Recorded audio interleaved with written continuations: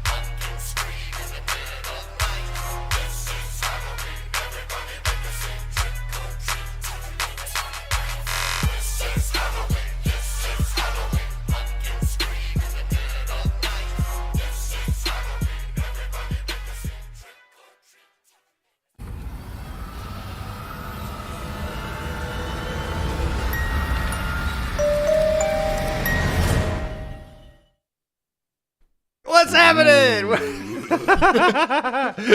Ooh, so spooky. I know, I'm a little scared now. I know, man. Me too, man. Welcome, everyone, to the official spooky stream hosted by Hard Fork Gaming, and we are going to be covering the Forgotten Runes Wizard Cult's Trick or Treat Web3 extravaganza that has started right now. We're 1 minute late. We need to go trick-or-treating, and if you guys don't know what Forgotten Runes Wizard Cult is, they are an NFT project that is essentially Dungeons and Dragons vibes. They came out in June of 2021, and they have a Web3 trick-or-treat Halloween event right now where anyone who owns a wizard gets to go trick-or-treating to the Forgotten Runes gate. You open it, and you can either get a treat or a trick, along with 10 other blue-chip PFPs, including Bored Ape, Moonbirds, Cool Cats, and a bunch of others that can all come to the door and trick-or-treat as well. And there's only 1,000 per PFP group. So we're going to do it ourselves. We're going to go trick-or-treat and see what it's all about. If you're watching the stream, go ahead and leave a comment in the YouTube channel. We'll bring it up on the screen, or go ahead and tag us at Hard Fork Gaming or Hard Fork Gaming and Forgotten Runes Cult, and we'll bring those up on the screen, man. This is going to be a crazy thing. I'm going to let eFlow break it down a little bit while I bring up what's going on in the Forgotten Runes website. Yeah, so this is going to be fun. We actually don't know what we're getting into here. We just talked to Bear Snake from the Forgotten Runes for a minute here, and he told us it's going to be really fun and really exciting, and we're going to love what we see. But honestly, we don't know what's coming yet. We don't know what this trick-or-treating is going to look like, and we're experiencing it live on stream with you guys. Buff here, he's got a few wizards. We got our buddy Nifty Q jumping on in a few minutes. He's actually got a Bored Ape that he's going to go and trick or treat because they're one of the partner, what do they call it? One of the partner communities or something like that. Yep. But the Bored Apes get to trick or treat. The Moon Owls get to trick or treat. Punks get to trick or treat. Doodles. There's a whole bunch of communities that also get to get in on this trick or treating. So we're going to look at what it looks like from a Bored Ape perspective in a little bit here once Q jumps on the call with us. Yeah, and right now I'm going to connect my MetaMask, and we're going to capture this live right now. I'm going to bring my wizard up, and we are going to check out what happens when you go to the Forgotten Runes Wizard Cult on, it's not Halloween, this is Friday, right? This is the Halloween weekend, but they gave us 3 days to do this, and we're going to check in right now. Knock on the imp's door and open boxes. So I believe it's time to go trick-or-treating, and let's see what happens here. I'm excited. All right, so I have two wizards. Sorry, I have a wizard and a warrior. This is Merlin of the Reach, and this is Neutralizer of the Wood. Neutralizer of the Wood is the best name. Right? Is that her name or description? That's her name. Oh. That is her name. And so I'm going to bring my wizard in here, and let's see what happens. I'm going to have to let MetaMask do its thing here. Ooh, I'm excited about this. Here we go, full screen. Ooh, okay. I'm scared. Approaching the door. Ooh, there's like a... Oh, this is actually better than I was even expecting. Ready for this? All right. Nice. Now, is there sound for this, or is it I don't know. I'm guessing not. I'm not hearing anything come through. Yeah, let me see here if I undo here. Not hearing any sound. Yeah, there must not be sound for this part. I wouldn't get too hung up on it. Okay, let's do it though. Let's walk through it. Let's leave you on the screen so I can get some reaction here. Oh damn! I'm at the door. I am at the door. Hey, what's past the door? You never know. There was a treat over here. All right, there's a second treat over there. Yeah. I like the pumpkin. All right, classy. So I'm gonna. At least they didn't leave a bowl out on the door and just say, take one. Let's see what happens here. Oh, I heard a knock. Ooh. Oh, what you got? Hey, it's me, the Nightmare Imp. Oh, what's up, Nightmare Imp? How you been? Good evening, my magical friend. I have something for you. And do you now? What you got? What you got? Pretty sure that's what Bill Cosby said. All right, so there's a gas fee to this. $23 right now. I'm going to guess it's because everybody's a little busy. Everybody's getting their trick or treat on right now. Oh, what is happening? Let's see. There's bats up in the lights. Are those mosquitoes? Ooh. I got a treasure. What? So is that a trick or a treat? I'm guessing that's a treat, right? Yes. So a treasure is well, I don't know 100% because maybe when you open it up, a spider jumps out of your face. Jumps out of the computer, crawls over your face. I didn't know computers could do that. But 80%, if you have a wizard, 80% chance you're going to get a treasure or a treat. If you have a if you have a wizard, 80%. If you have a warrior, it goes down. And if you're one of the PFP groups that are being in the 10 communities, you're going to have an even less chance of getting a treasure and more chance of getting a trick. But what I'm going to do right now, let's share. Let's share, right? Sharing is caring. I just got one treat from Nightmare Imp. So do you find out what's in the chest now, or is the chest the treat? Well, here's the thing that I've heard is that you do not have to open it right away. Ooh. I don't know. What do you think? Should I open it? Should I not open it? I don't know. Well, are you going to get two? I mean, you have your warrior, so maybe if you end up with two treats, you open one and keep the other. Yeah, let's get out of Twitter again. Let's go back in, see what happens here. All right. Open your boxes to see your treats or save them for later. I'm going to save them for later on this guy. All right. Enjoy the Runiverse. By the way, the Runiverse is the game and world metaverse that they're creating for Forgotten Runes, and it is amazing, and I highly recommend you look into it. We got a video we're going to roll here as I've covered the Forgotten Runes Wizard Cult. We'll play that here in a sec. For now, though. So just to clarify, if you have a wizard, you actually have a higher chance of getting a treat over a trick than if you have a warrior. I think weren't warriors like 50-50 to get a treat versus a trick? Something like that. We can bring up the odds here in a second. Mm-hmm. If you go all the way to the edge of this dock here, you see one of the co-founders, Bearsnake. Ooh. And we're actually bringing him onto the show here in about 30 minutes. He's a little busy right now. We're going to be bringing him on, though, to talk about Forgotten Runes and where they're headed. But nice to see that he's just hanging here. Oh, what do we got there? Join the cults. Okay, I mean, I'm already kind of a member, but all right. So that was pretty dope. I got a treasure. We're going to bring my wizard out next. Here's what's interesting about cults is most cults deny that they're a cult, but Forgotten Runes, they embrace it. They're just like, hey, we're a cult, join our cult. That's true. And what's funny is I knocked and nothing happened. Oh, well, you can only knock once, can't you? Oh, I broke the pumpkin. Oh, God, I got it out of here. Oh, no. Oh, God. Oh, man, I don't want anyone. Oh, no, Bear, no, God. Shouldn't have done that. He did the boy. Bear Snake's going to chase you. Yeah. So it looks like you're done after that. And then I guess you could kind of interact with some stuff here. I can swat these. So is this kind of a sneak peek of what the Runiverse is going to look like? I don't know for sure. I believe this is a one-off for their Halloween event. I dig it.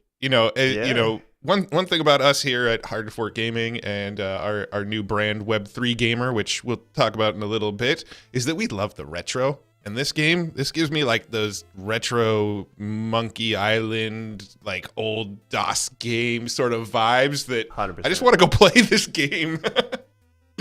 I want to go wander around in the world where that door was, and you were just trick or treating. I just want to like go wander further. I think I'm gonna bring out my girlfriend to go trick or treating now. Nice. The neutralizer of the wood. Does she live up to her name, Buff? We haven't been hanging out since COVID. This is the first time I've actually used her in any world.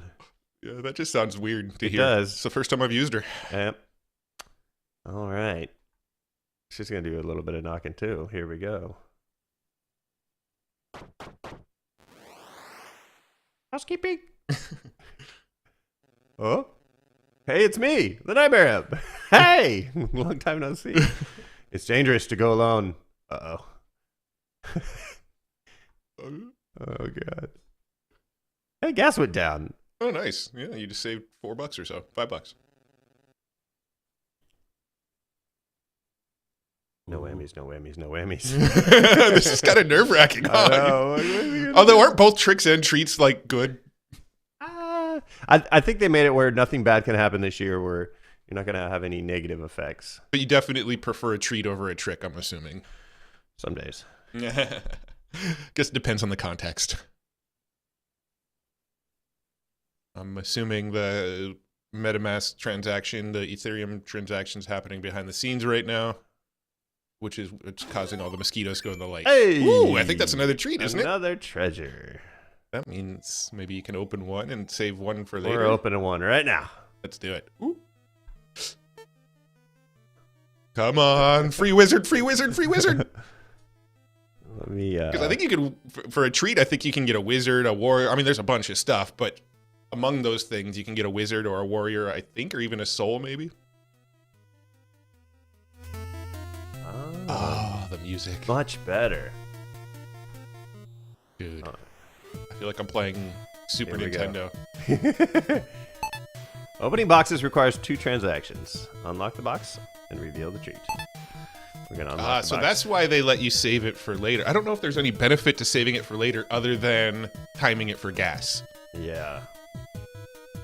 Wasn't really caring about the gas too much for this. There is... Let's see where this is going to take us. So we'll let that go for a sec here. Oh, it's done. All right. Should I? Let's see it. I mean, I should, right? I mean, come on. What kind of tease am I that's what doing we're here for, isn't it? Yeah. Another $8 in gas. Let's see what we got. I'm just gonna let the music do its thing. Yeah. Got a tonic. Sweet. So is a tonic? Let's see. What is the tonic for? You know more of the lore than I do here. So the tonic, I'm assuming, might be for the gameplay in the future. I believe it's for a lot of things I don't know. Well, we do have Bear Snake coming on a little bit, and those could be the questions we'll ask him. That is a very good point, sir. So my question is, I'm wondering if there's any benefit to keeping the other chest closed till later other than the gas prices. Like, is a closed chest going to be worth something in the future? If only we had the co-founder coming on that could answer these questions. Okay, well, let's wait to open the second chest until after we talk to him about that. That's kind of what I'm hoping, and I'm guessing, too, that maybe there's probably a limited amount of rare things, so if those are already taken and you wait too long, you might not be able to get it. But I don't know for sure. I do know there is only 1,000 tricks or treats for each one of the PFPs that have been included in today. And so we're going to troll each one of those groups as the numbers go down because it's first come, first serve for them.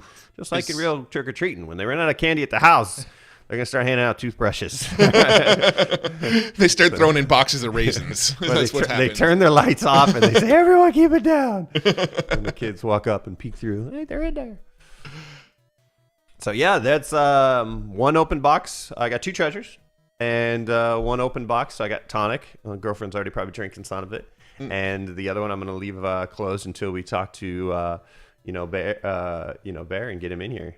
So this sounds like a good plan. Yeah, man. Welcome everybody. We did that really quick. We've been trying to get this stream going for a while now. We are repurposing the stream and branding to a degree. We're still Hard Fork Gaming, but we have a new magazine, a digital magazine coming out that is going to be just like Nintendo Power, just like PC Gamer, just like Game Informer, just like WWF Magazine. Oh my God, are we like all 4 of those, E-Flow? What are we doing here? And the Boys Life. I mean, Boys Life. Boys Life Magazine. And National Geographic and Maxim and Playboy. Yeah, we're all of those favorite magazines you loved as a child and as a young adult and as a man or a woman. We're going to bring all those retro nostalgic vibes to our newsletter or our email list. So if you have not, go to hardfork.gg right now and subscribe. Weekly digital issues are coming out that are going to bring just the best nostalgic vibes you can. The love of gaming, both past, present, and future, which is what we're all about here at Hard Fork Gaming. Absolutely. Yeah, we've been a little out of the mix. We had about an 8-week streak of putting out new videos about cool games every single day for 8 weeks. COVID punched us both in the face and the gut and all the other body parts and knocked us out for a little bit, and we had to take a little bit of a break. And this live stream is our coming back out party. I'm coming back out. I want the world to know. Yeah. And so part of the plan is we're going to be doing a lot more of these live streams. We're going to be cranking out a lot of videos again, a lot of cool content, a lot of sharing of alpha, sharing of stories, bringing on cool founders, lots of good stuff. Just had to get our heads back in the game after COVID took our heads out of the game. And one thing I'd like to ask a favor of anybody watching. Can you go follow us on Hard Fork Gaming? We're at 4,488 followers. We're only 12 away from 4,500, and we really want to hit that 4,500. So please, go follow us there. We got Asmodai on the call. Happy Halloween. Have a free alien face hugger. Nice. Yeah, can you imagine that being the treat when you're going in?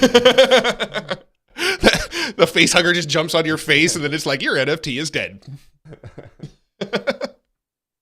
All right, so we're going to have some time in between each trick-or-treater. We've got Nifty Q, the godfather of Lad City and co-founder of Web3.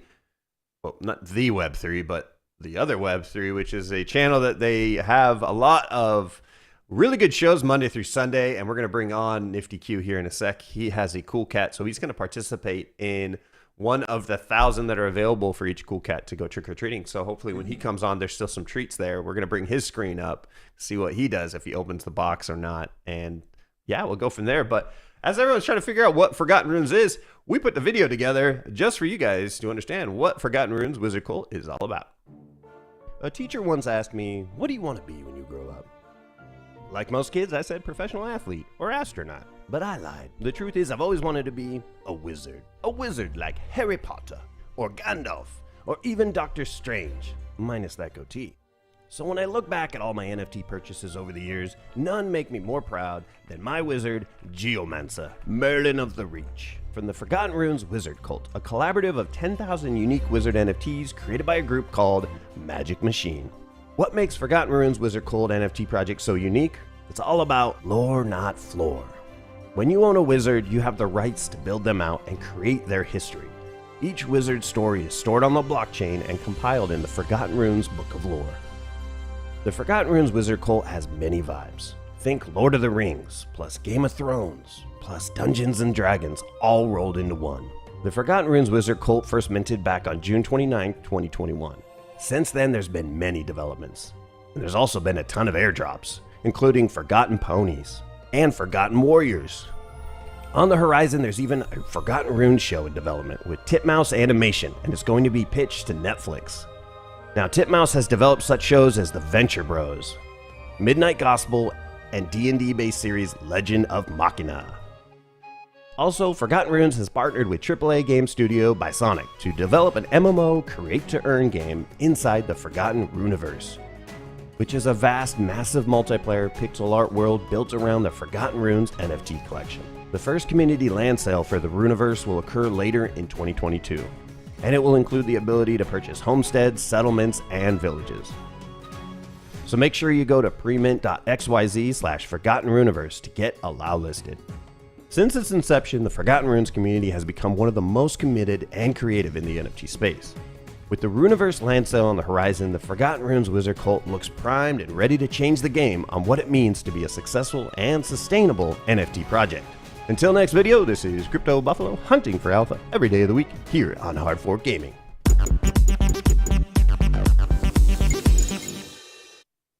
I must say, that's an excellent video. Thank you, sir. Thank you very much. Yeah, it came together really nice. Forgotten Runes Wizard Cult is something I didn't mint my wizard, but I definitely have been holding on since September of 2021.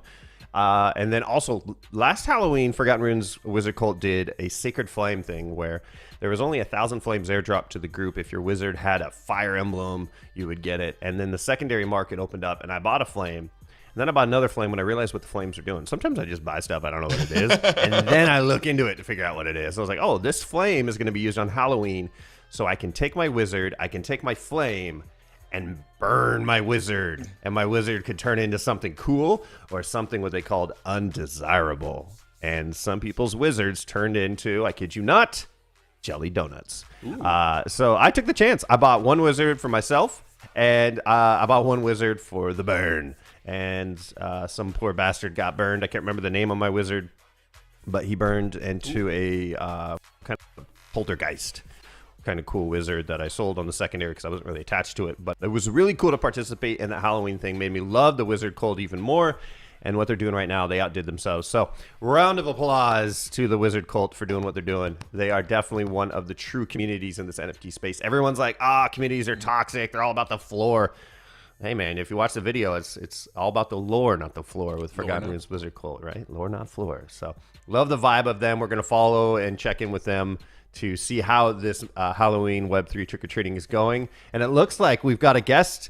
Nifty Q has been showing up here, and I think I'm going to check in to make sure he's ready, and we can bring him up and see if he wants to go trick-or-treating and see all that jazz. So let's bring him on up. My man Nifty Q. There he is. What is happening? Happy What's Halloween. up, boys? What's I up, heard man? gas and I thought I was in a nightmare for a second. Oh, yeah. You guys were talking about gas and shit. I was like, oh no. It's not the type of gas we had back in the day, man. It's a little more easy to work with. $20 sometimes is high, you know, instead of $200 or $400 or whatever. What's the highest price of gas you've ever spent? That's a hard question. Right? I'm guessing 4 figures, but Oh, wow. I sound like a asshole there, but like when you're trying to mint something really quick, you know, sometimes you're trying to get in and maybe can sell it for even more multiples past that. But Yeah. enough about spending money on gas. What's up, boys? Well, you're about to spend some money on gas. Have you minted yet? I have not minted. Dude, you I haven't wanted gone to do this trick-or-treating yet. live. Okay, good. No, I was no, making no, sure. no. I don't know. I thought maybe 10 a.m. You're like, I gotta go. I did buy my boy here. I did buy my boy. Let me see if I could show him. I bought this guy just to participate. Yes. Okay, because I locked my Bored Ape in a room somewhere. He's in it. He's not on the desktop computer. I should say that. So. Okay. Makes sense. So you have your wallet connected. It's all dialed in. Or do you want to get the head set up first and then we'll cut to your screen? Because I don't want to reveal to the world all your tabs of things you've been searching and secret codes and nobody wants to see that. So I have this. Like there we go. That's that. Is that enough? That should be I'm ready. here? You're there, man. Yeah, you're gonna choose your wallet. And so just sign in. And here we go. He's going to knock. What am I doing here? Knock Choose on your the own adventure? Yeah. There you go. So you're gonna choose your cool cat.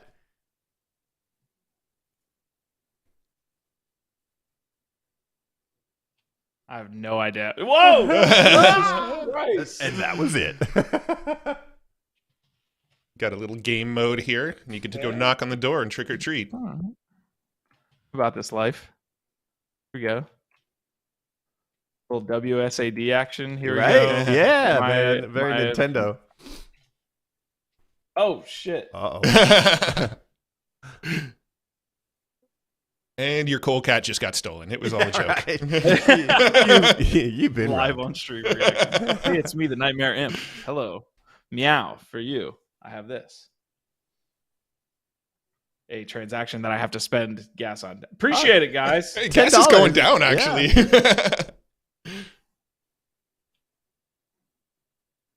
Thank you, Lord Vitalik.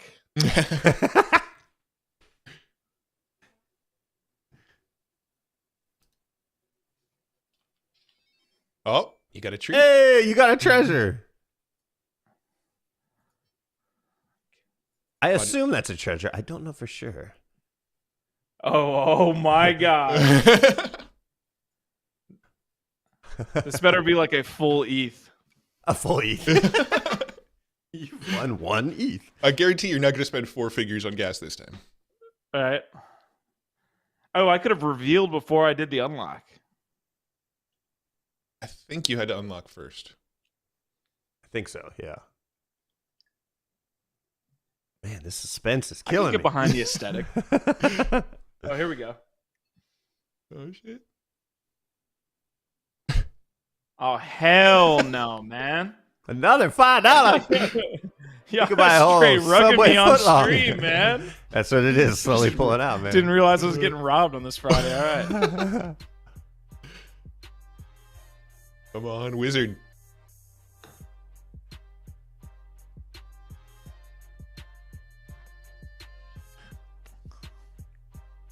These tunes are pretty lit, though.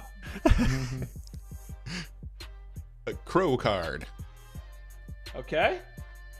Ah. Don't know what that is just yet. Oh, I got an offer. Okay. You already got it. It's got an offer. I can get my money back busy. now. Wow. Cool. Hell yeah. Nice, man. Congratulations, sir. Thanks, everybody. Appreciate it. What you You can just do with experienced- that cow card?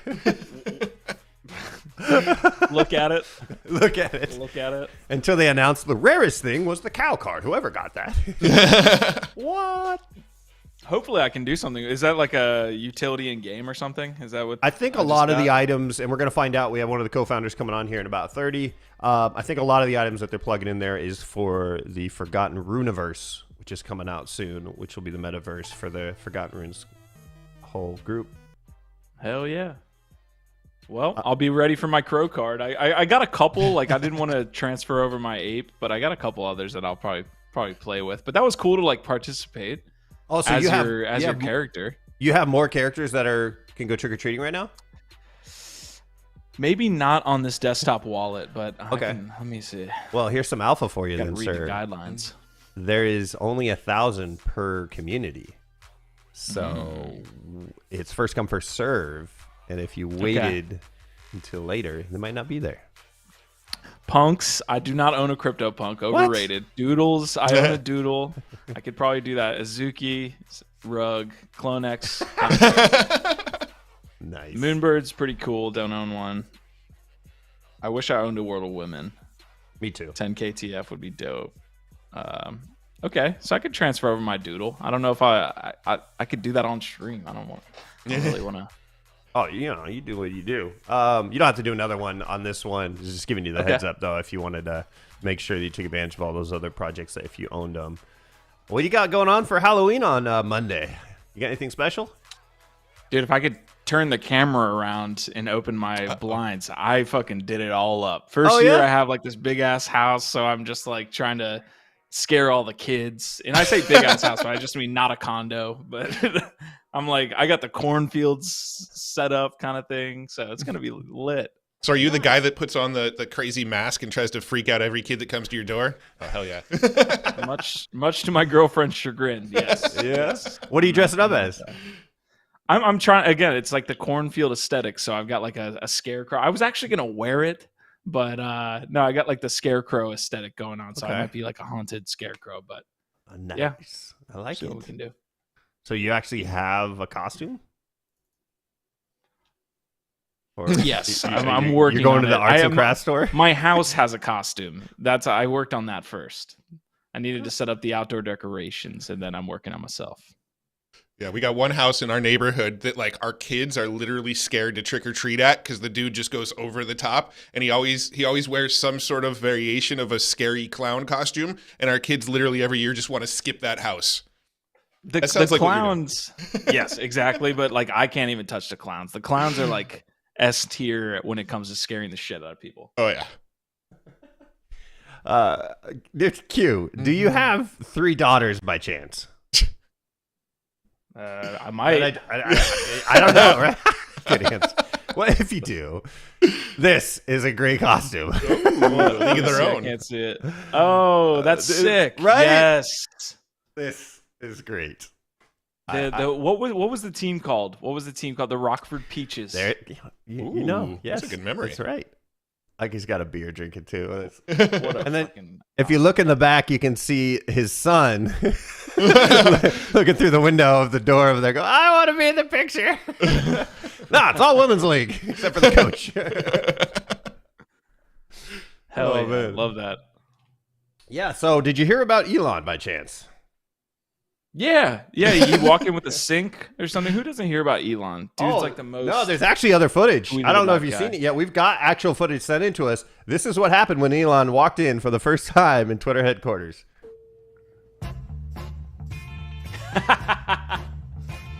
This is an A+ scene, man. I love how they deep faked Elon over his face too. Hello, no need to run. Your fates have already been sealed. Here's hello, nice to see you. Who's your best client? That actually would hurt. Yeah, I know, close range. Yeah. Into the stomach.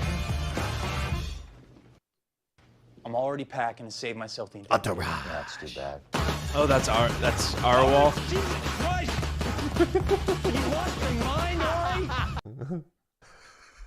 Fuck Although yeah. he called Elon Ari for some reason at the end. Yeah, I was Howard with the that. people. A+ scene. That's a goated scene from that show. Oh yeah. Yeah, man. Well, we've definitely got a long stream here, so we're going to be going for a couple hours. If you wanted to hop back in and possibly do some more trick-or-treating, we can do that. We're going to be playing some games as well. We got Eflo here is going to play some of his favorite spooky games, and vice versa. I'll probably play some of Resident Evil Remake. Have you done any of the Resident Evil remakes? No. We had this discussion, I think, a couple days ago. I was like, I'm just spamming League of Legends like a fucking nerd. So I play Valheim like fucking nerd, so hey. Hey, I've been playing Zelda: A Link to the Past, which is from like 1992, and I'm almost beating it again. That title really holds up. A Link to the Past, huh? That's fucking epic. But it Where- doesn't so did- translate well to like undead blocks and stuff. So Yeah. never. What really is built those Undead skills. Blocks? I haven't played it. It's a first-person shooter where you run around and shoot zombies. We're actually going to play a little bit of it on stream in a bit, but right now there's only one level. You're running around in this kind of like neighborhood block, and zombies just keep on coming at you in waves, and you just kind of kill as many as you can until you're dead. So it's pretty fun. Gotcha. They got a tournament going on right now. I think it's like $15,000 tournament. Pretty much everybody that enters is going to win something. So cool stuff going on. But I 15 suck at G's, first-person taking the top- shooters. I'm the No? worst Okay. at them. I I'm was getting like always a an Left 4 Dead RTS guy. vibe. Sorry, was that? I'm getting like a Left 4 Dead vibe. Is that what the Very the much game so. seems like? It's Yeah, very yeah, much yeah. so. Got it. Yep. Spam the shit out of that. But I'm very much an RTS and puzzle game guy, and when I play first-person shooters, it's just sad. Me, Buff, and Kokomo Yeah. played GoldenEye when we first got into this new studio, and I just got dominated. It was pretty sad. Buffalo was like peeking corners, probably. Well, the thing about GoldenEye is I memorized the respawning. So when you kill somebody once, you can almost like guess where they're going to be next, and they don't have a chance to get a weapon. I know it's cheap. You just called yourself a camper on stream. Kind of am. I mean, I love going out in the woods and camping. And Day of Defeat, we play Day of Defeat together. I just get my sniper rifle and I just camp all the way in the back and try not to die the whole round. I'm that guy. I'm ashamed to say it live on the stream, but hey, Just a be who KDA you player. are. That's what you are. Yeah. You Got it. be you. You be you. Meanwhile, there's like guys just spamming objectives, just dying 50 Right. billion times Right. to try to actually win the game. Buff. If only I had one more person, I need backup. And I'm in the back like, I'll get there. It's too risky right now. I haven't died yet. Yeah. Hey, you know, I understand those streaks, and it's always fun when the rest of the other team's like, we got to get Buffalo. He's 30-0, and I'm like, uh-oh. Then they know where I'm at, and they just come up from behind me and just smack me with a shovel. It's the worst way to get your first kill. Yeah, man. So, hey, break it down for us. What's going on in Web 3? Used to be Lad City. Now it's Web 3. Break it down for anybody watching. What is happening over in Web 3 right now, and how do people follow you? I think you hit on it right when I joined. I am the co-founder of everything we're doing here on Web3. You said not Web3, but Web3. So It was a little bit intentional with the branding there, but yeah, essentially Web3 is like an evolution of Lad City, right? We were creating this Web3 and media network that had a lot to do with, organic culture and a lot of like creators within the community in Web3, just native people here in the community creating content and us benefiting all together. So GiftEd hit me up, I think maybe 3-4 months ago, and said, hey, look, we're trying to do the same things. That happens a lot. I feel like in Web3, we all kind of get sequestered trying to create our own little islands, kind of almost a representation of what happens in Web2 sometimes, where these walled gardens, well, the communities essentially get splintered off. So he said, hey, look, we're doing this. We might as well do it together before the next cycle comes and all the big players kind of get in. So that's what we're doing. We're creating a Web3 media network in the same fashion that Lad City was, but we have a little bit of more goals when it comes to doing the culture standpoint, which is, launching merchandise, launching different NFTs, hosting different events, and things like that. So right now, if someone was familiar with Lad City, it looks a lot like Lad City, but we have other, kind of branding now. We have a lot of different creators that are coming in past that. So it's been fun, man. I've had a good time. GIF does the morning show every Monday through Thursday. So now NFT Live is every Monday through Thursday. And it's been fun. It's been a grind, but it's been fun working on this network with GiftEd and seeing where we can go before that next cycle hits. It's amazing that you guys are doing so much throughout the week.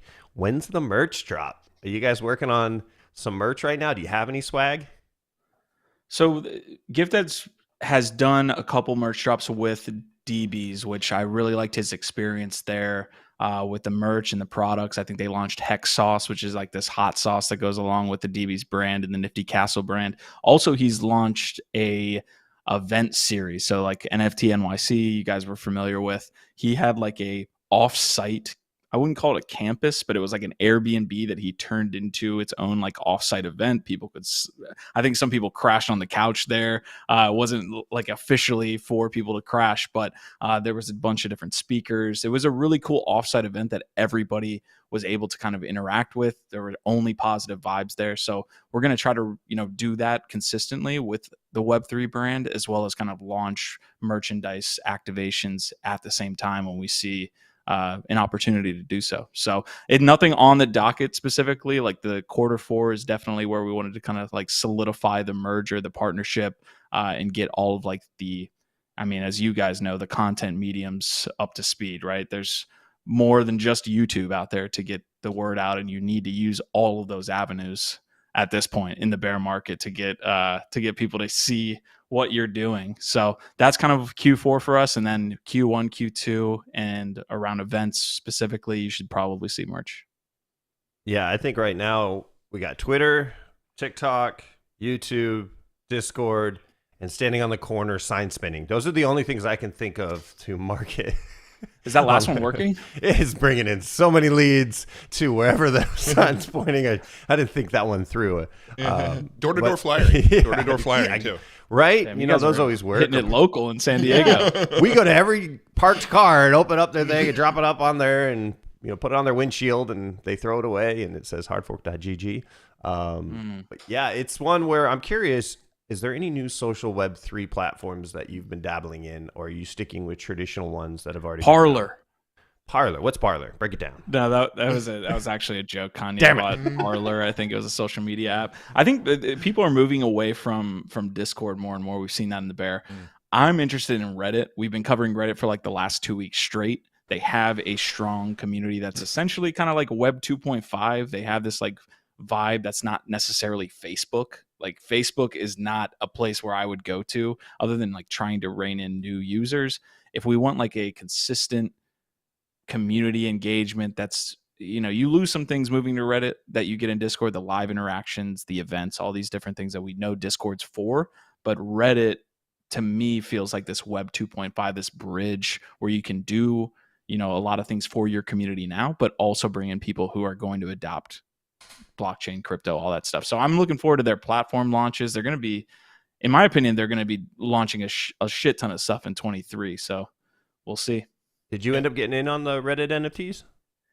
I stayed back because I don't like buying shit that goes up 100x. You know, like buying on the other end of that.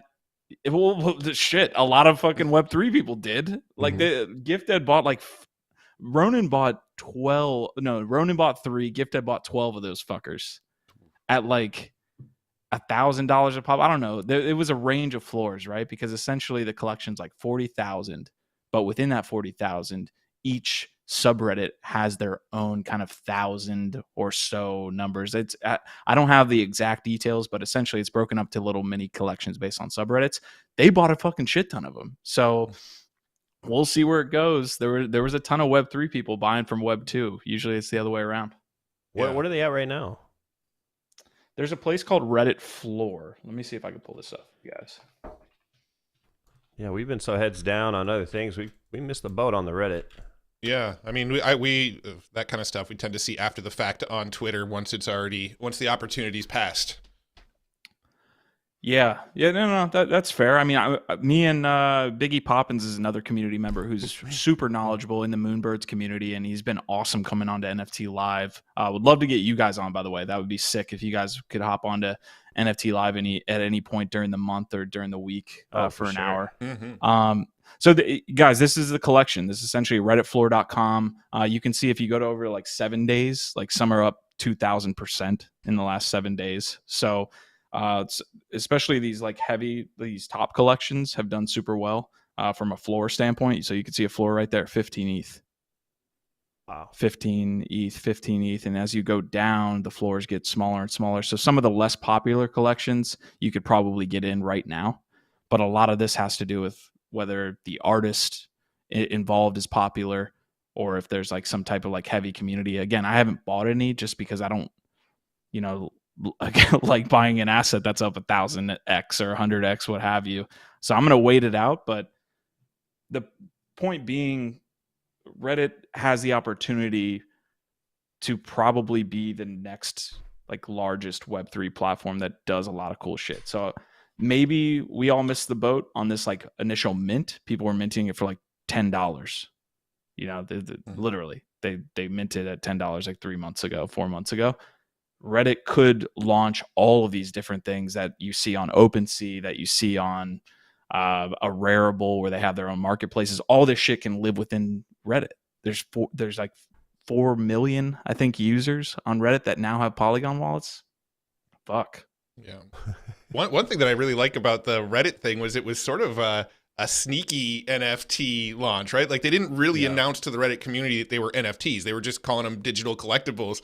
And I was seeing screenshots on Twitter where people were like asking for refunds on them and things like that because they didn't even understand they were buying an NFT. But that's the type of stuff that I think is really going to onboard people into NFTs in the future, is the stuff where it's like the NFT is kind of the behind the scene technology, but the NFT isn't the marketing piece that everybody's selling.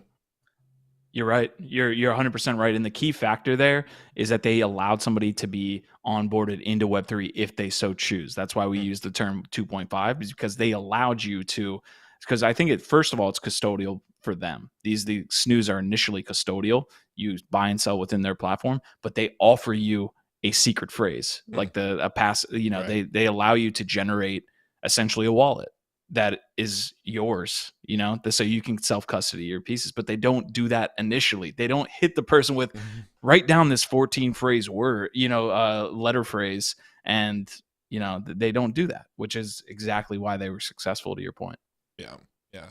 And I think we're with you too on the Discord. We actually had a hard fork Discord, and we've slowly been kind of phasing it out and trying to get people more interactive on Twitter, more interactive on YouTube, and Reddit. Reddit's another thing that just within the last couple of weeks we started putting a little bit of focus on.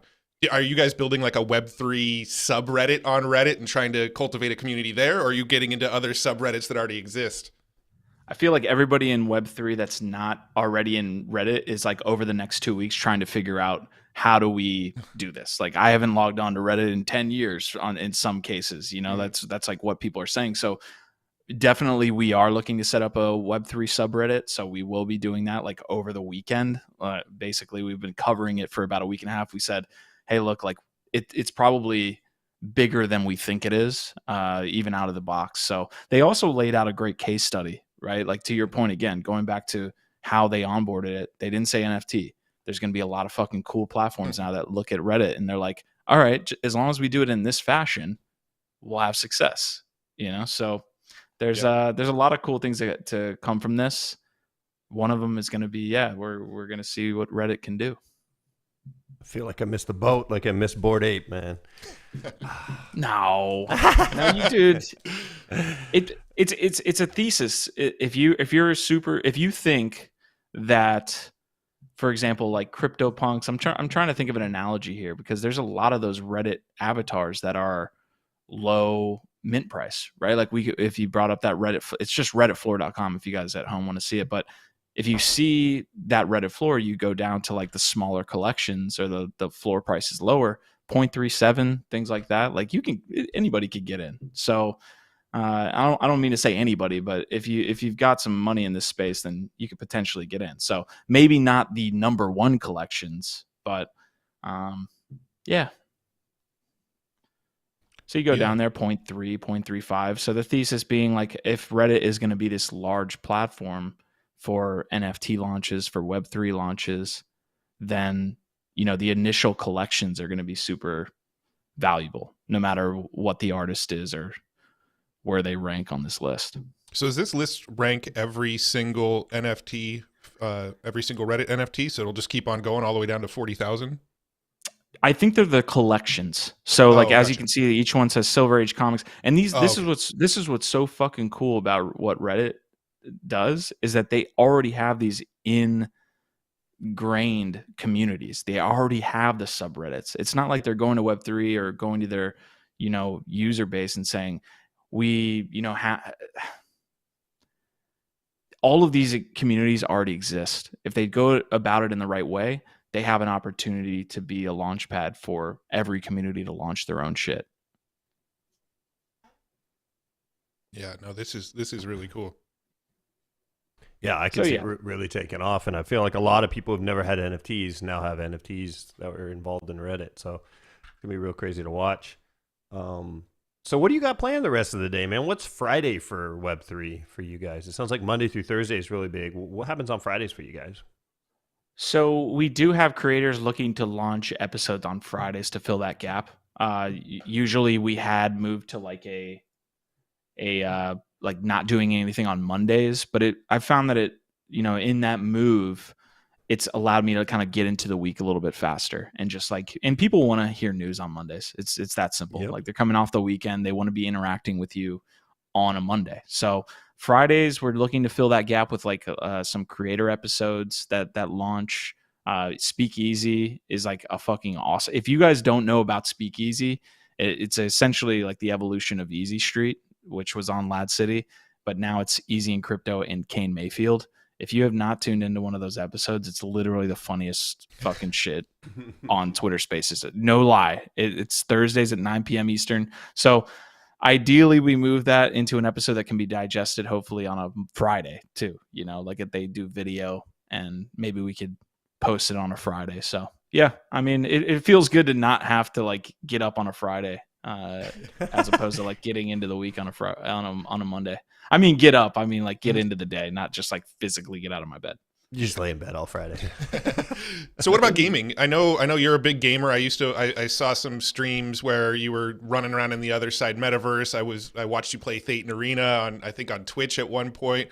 What sort of games are you into right now? Anything specific to Web3 or not?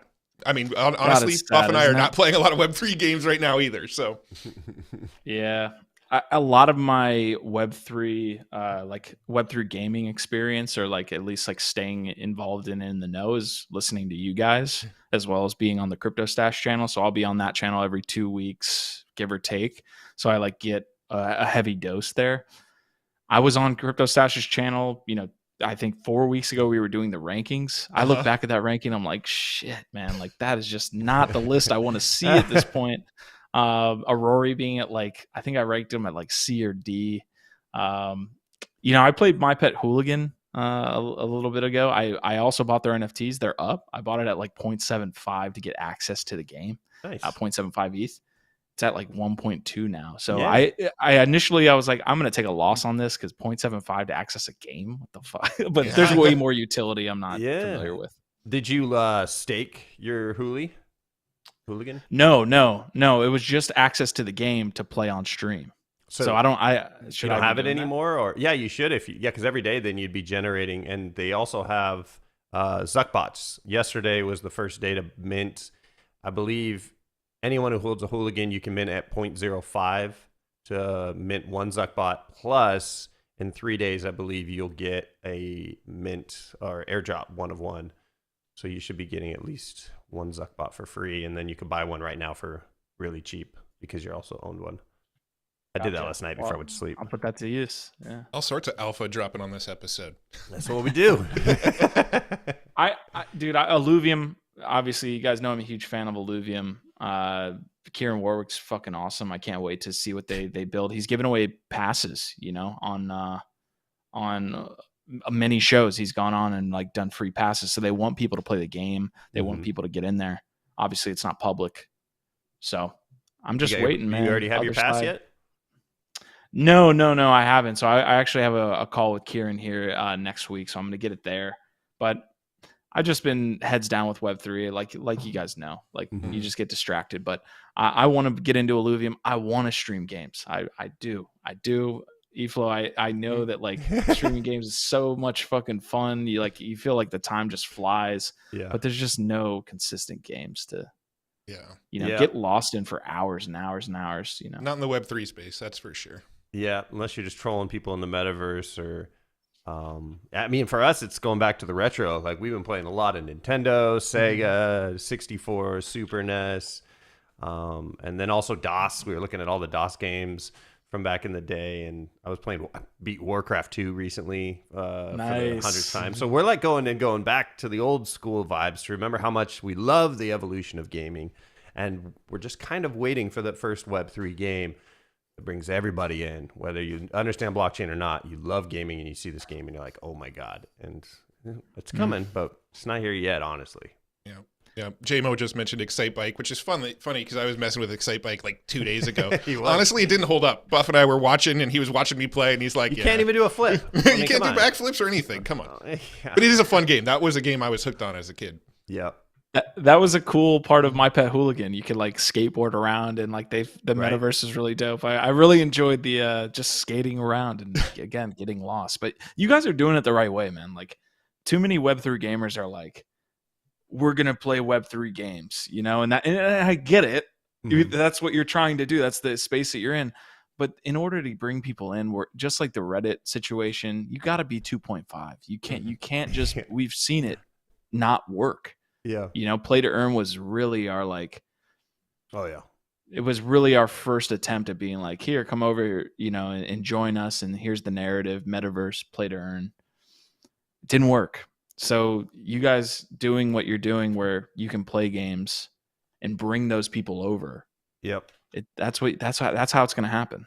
We want to be that bridge, and we don't want to draw a line in the sand either. It's like, oh, you're either blockchain game or not, and it's like, no, we want to celebrate all games. So if you're a true gamer, we'll cover interesting facts about each console and the decisions they made back then that now influence what's being built in Web3. And I think that's the other thing is every Web3 game has influence on all the other games, and we just want to celebrate that until there is enough actual stuff to play. But we would love to play Hooligans with you, man. Helix is another one that we're excited for. We bought a couple of those passes. It's very Grand Theft Auto style.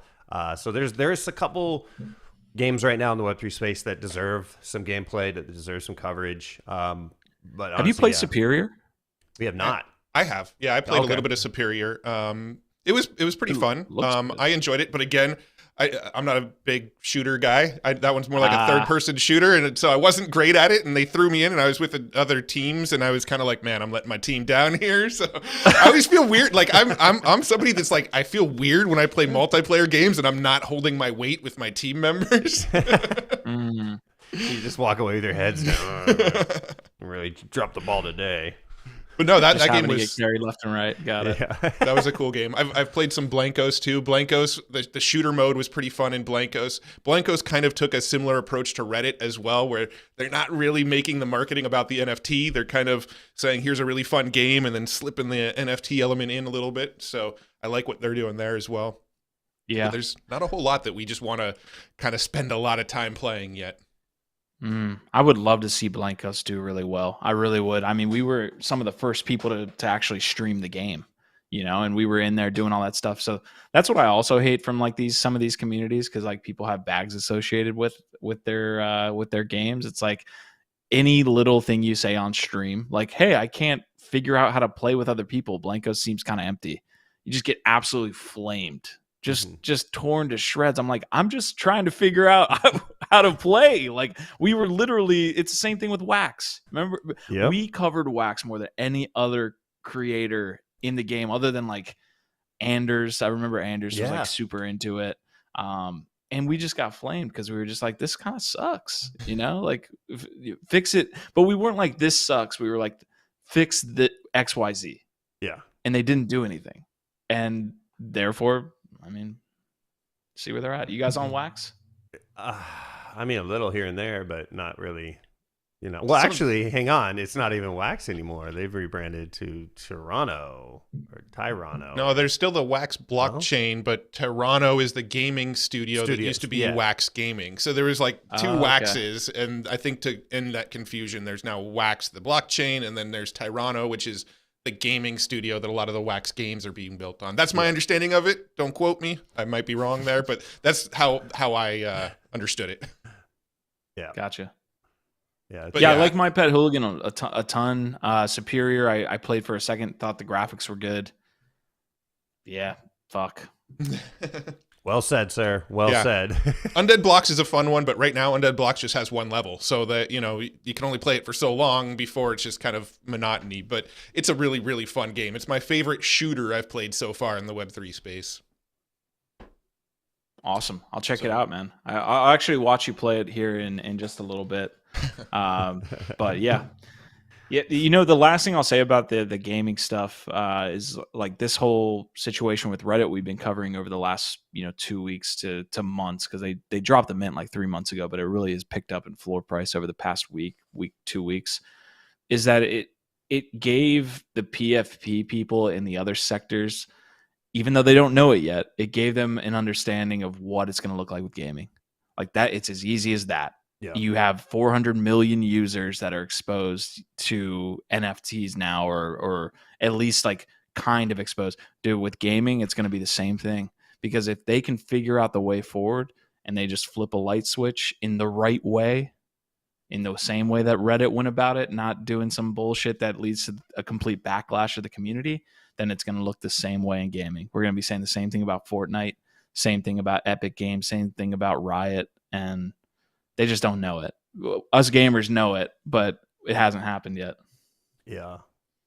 Well, we got patience like a turtle, so we're just going to get through this space together and enjoy every game on the way. And dude, we got to play some games together. We'll line up just a game night where we just play and we'll stream, so anybody wants to jump in, and we're just going to play games.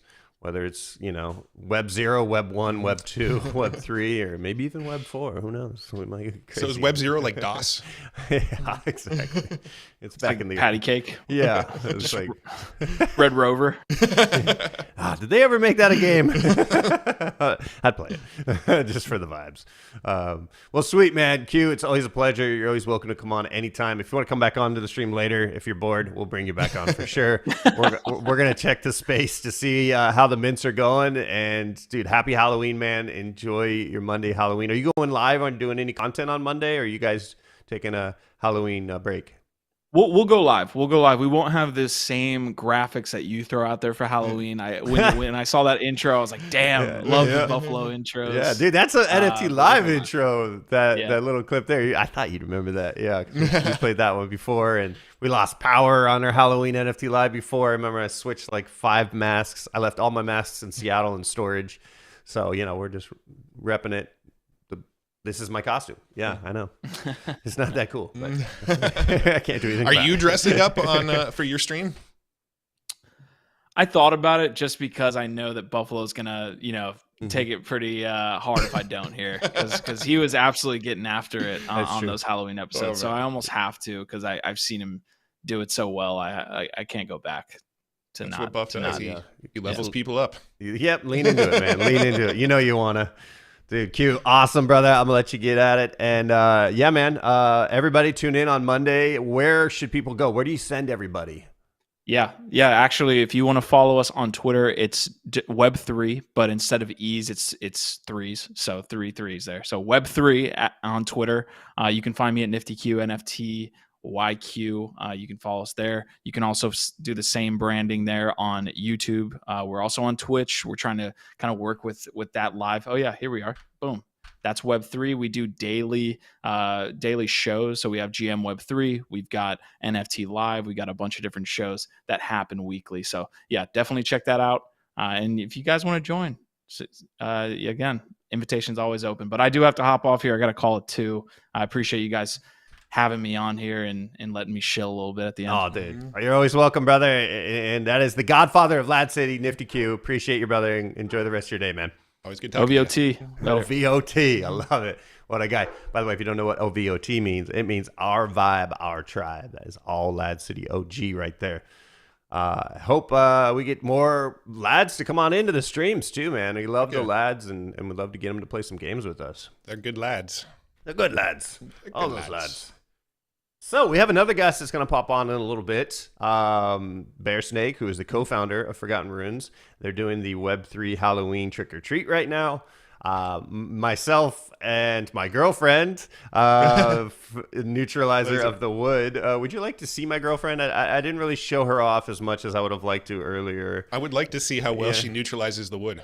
Yeah, okay. All right. Let's see where you're taking it. And yeah, so... this is my wizard that I got, and it looks just like me, sort of. Is that Mr. Bear? And that's Mr. Bear, my dog, all black, half lab, half German Shepherd. So I wanted to get a PFP that represented something for a long term, not just for flipping. So this one, you know, it really represented what I was all about. And let's show you what I was airdropped. See, Forgotten Runes Wizard Cult is so awesome that they knew old Buffalo during COVID hasn't been doing much of the dating, so he needs a girlfriend. So this actually was airdropped to my wizard, Isabella, Neutralizer of the Wood. And just for all transparency reasons, I got in a fight with her and at one point listed her for 0.469. I did cancel it, though. We talked it out. You tried to sell your girlfriend? Hey, okay. How many times do people almost break up and then keep it together and get married and have kids? All right, shit happens. All right, it's hard to have a relationship these days, okay? But yeah, Isabella, Neutralizer of the Wood. That's right. Well said, sir. All right, man. So that's awesome. While we're gonna probably take a break here for a sec. I'm gonna probably roll some spookiness here, and then we're gonna come back and we're gonna play some spooky games. We're gonna check out on the Forgotten Runes Wizard Cult and what they got going on. You guys are watching the special spooky Halloween stream 3 days before Halloween, but it's all about the Web3 Forgotten Runes Wizard Cult trick-or-treating, and we're gonna see what happens in a minute. But hey, let's keep it spooky.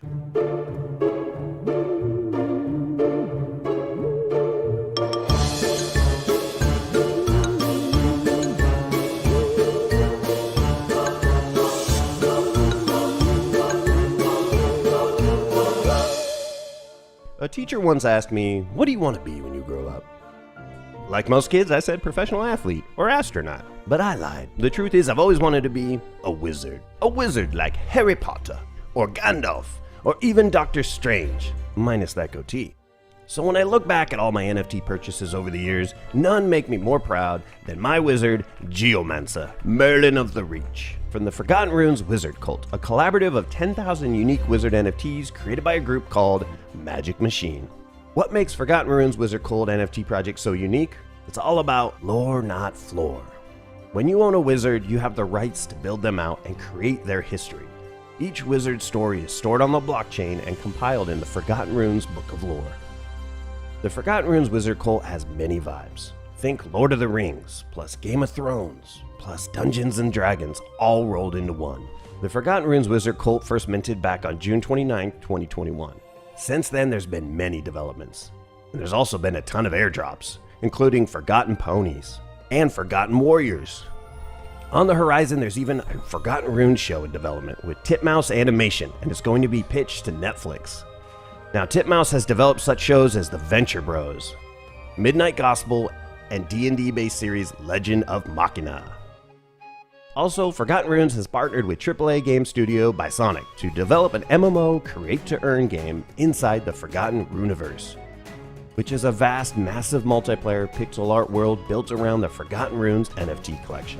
The first community land sale for the Runiverse will occur later in 2022, and it will include the ability to purchase homesteads, settlements, and villages. So make sure you go to premint.xyz/Forgotten Runiverse to get allow listed. Since its inception, the Forgotten Runes community has become one of the most committed and creative in the NFT space. With the Runiverse land sale on the horizon, the Forgotten Runes Wizard cult looks primed and ready to change the game on what it means to be a successful and sustainable NFT project. Until next video, this is Crypto Buffalo hunting for alpha every day of the week here on Hard Fork Gaming.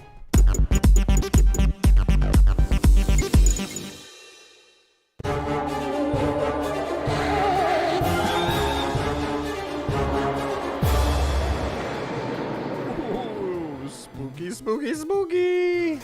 I don't know if you knew this, but it is Halloween.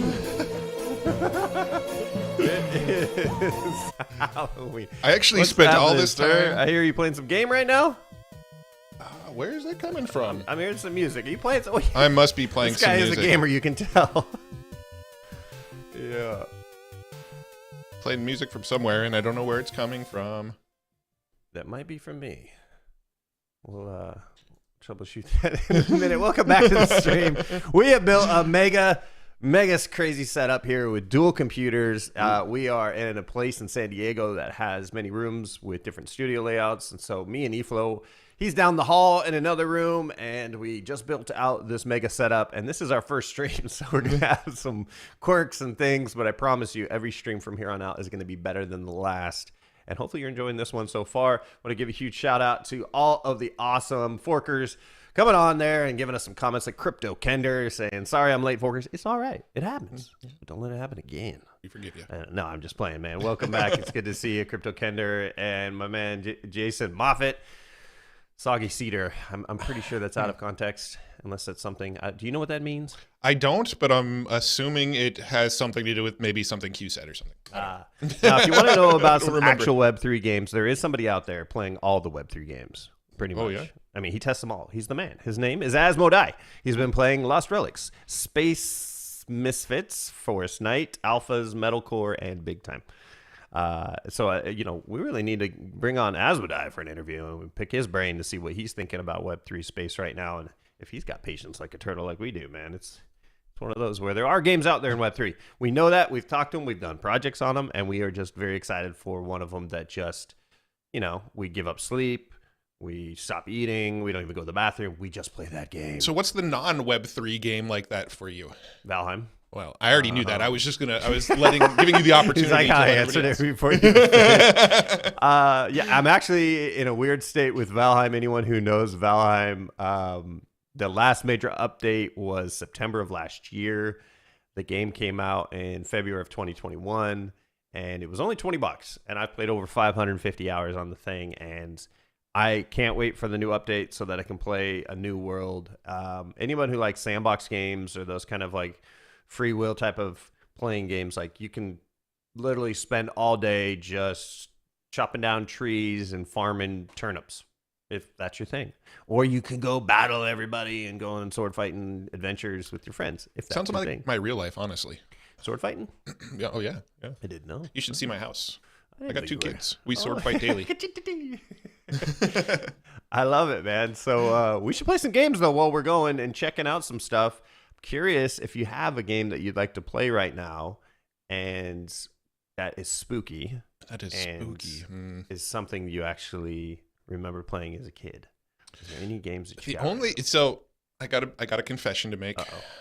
I was never really a big horror game fan. The only horror games I ever really remember playing are Resident Evil 2, Resident Evil 3 Nemesis, and a little bit of Silent Hill. But I only played Silent Hill for a little bit, didn't even play that much of it.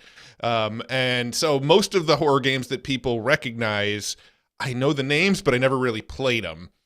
So yeah, Resident Evil 2 is the only one that I really ever spent a lot of time on. Resident Evil 3 Nemesis, there was one scene where Nemesis busts through the stairway, and that happened, and I threw my remote across the room, and I actually literally have never played that since, and that was probably 15 years ago.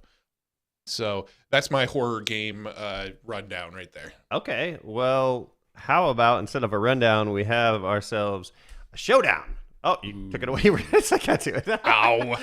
Fail. Break this down for everybody who's watching. We have ourselves the best horror game showdown going on right now in Hard Fork. Yeah, let me make a big screen here. So we did a little tournament bracket, and we were polling people on Twitter, and we narrowed it down to the final 4 of best horror games. So we started with Clive Barker's Undying, Outlast, Silent Hill 2, Slender, The Arrival, Fear, Left 4 Dead 2, Alien Isolation, Dead Rising. This side was a little more of the retro, or was this the modern side? No, this is the modern game side. Sorry. This is all the pre-2000 games. We had Resident Evil 2, Simon's Castlevania 2, Alone in the Dark, Parasite Eve, Zombies Ate My Neighbor, Blood, House of the Dead, and Phantasmagoria. Oh. And as you can see, here's how the brackets played out, where we ended with our final 4 being Silent Hill versus Left 4 Dead 2, and Resident Evil 2 versus Zombies Ate My Neighbors. And I figured it'd be kind of fun to bring it down to the champion while on this live stream. I like it. And I also think it's going to be Resident Evil 2. I do too. Versus, it's kind of like, the playoffs. Dude, honestly, the Silent Hill 2 versus Left 4 Dead 2, I know a lot of people have like strong feelings on both of those games. Oh, okay. But I think Resident Evil 2 is going to beat Zombies Ate My Neighbors. Zombies Ate My Neighbors a little too not horror enough, in my opinion. It's not that scary. I played it 3 days ago again and played it when it was actually on Sega and played it on the Sega there. And it's just a fun one that has that Halloween theme. Left 4 Dead 2 definitely has some scariness to it, but it's kind of chaotic. Silent Hill 2. I watched the movie, never played it, watched friends play it. Resident Evil 2, played it like crazy. I'm playing the remake right now. True story, I played the remake back in 2019. Stopped after 10 minutes because it was too scary. And I took 3 years off and literally started it up 3 days ago. And I'm excited to lean into it. Is it as scary as you remember playing it now? Yeah, it's spooky as all hell, man. And I like that, though. You have to be ready for it. You got to be in the mindset for it. But yeah, it's one where a lot of fun. So can people vote right now? Yeah, you can vote on Twitter. Let us know what your favorite horror game is on Twitter. Tag at Hard Fork Gaming. And then let us know inside of the Twitter comments, and we'll narrow this down. I'm pretty sure we already know how this is going to end, honestly. I think I see a clear winner. When I was running these polls on Twitter, every single time Resident Evil 2 was in the polling, it just dominated. It was like unanimous decision in every single poll that Resident Evil 2 has been in. Silent Hill 2 has been close. Most of the polls we've done on Silent Hill 2, it's been like most of the people pick Silent Hill 2. In fact, the most contested poll we've had around this whole contest was Zombies Ate My Neighbors versus House of the Dead. That one was almost tied 50-50, and Zombies Ate My Neighbor there you go. Just squeaked out the win on that one. So that's where we stand right now. But let's see, maybe I'll create another poll in Twitter, and you pick your favorite game of these 4. There we go. That's how we should do it. The finals.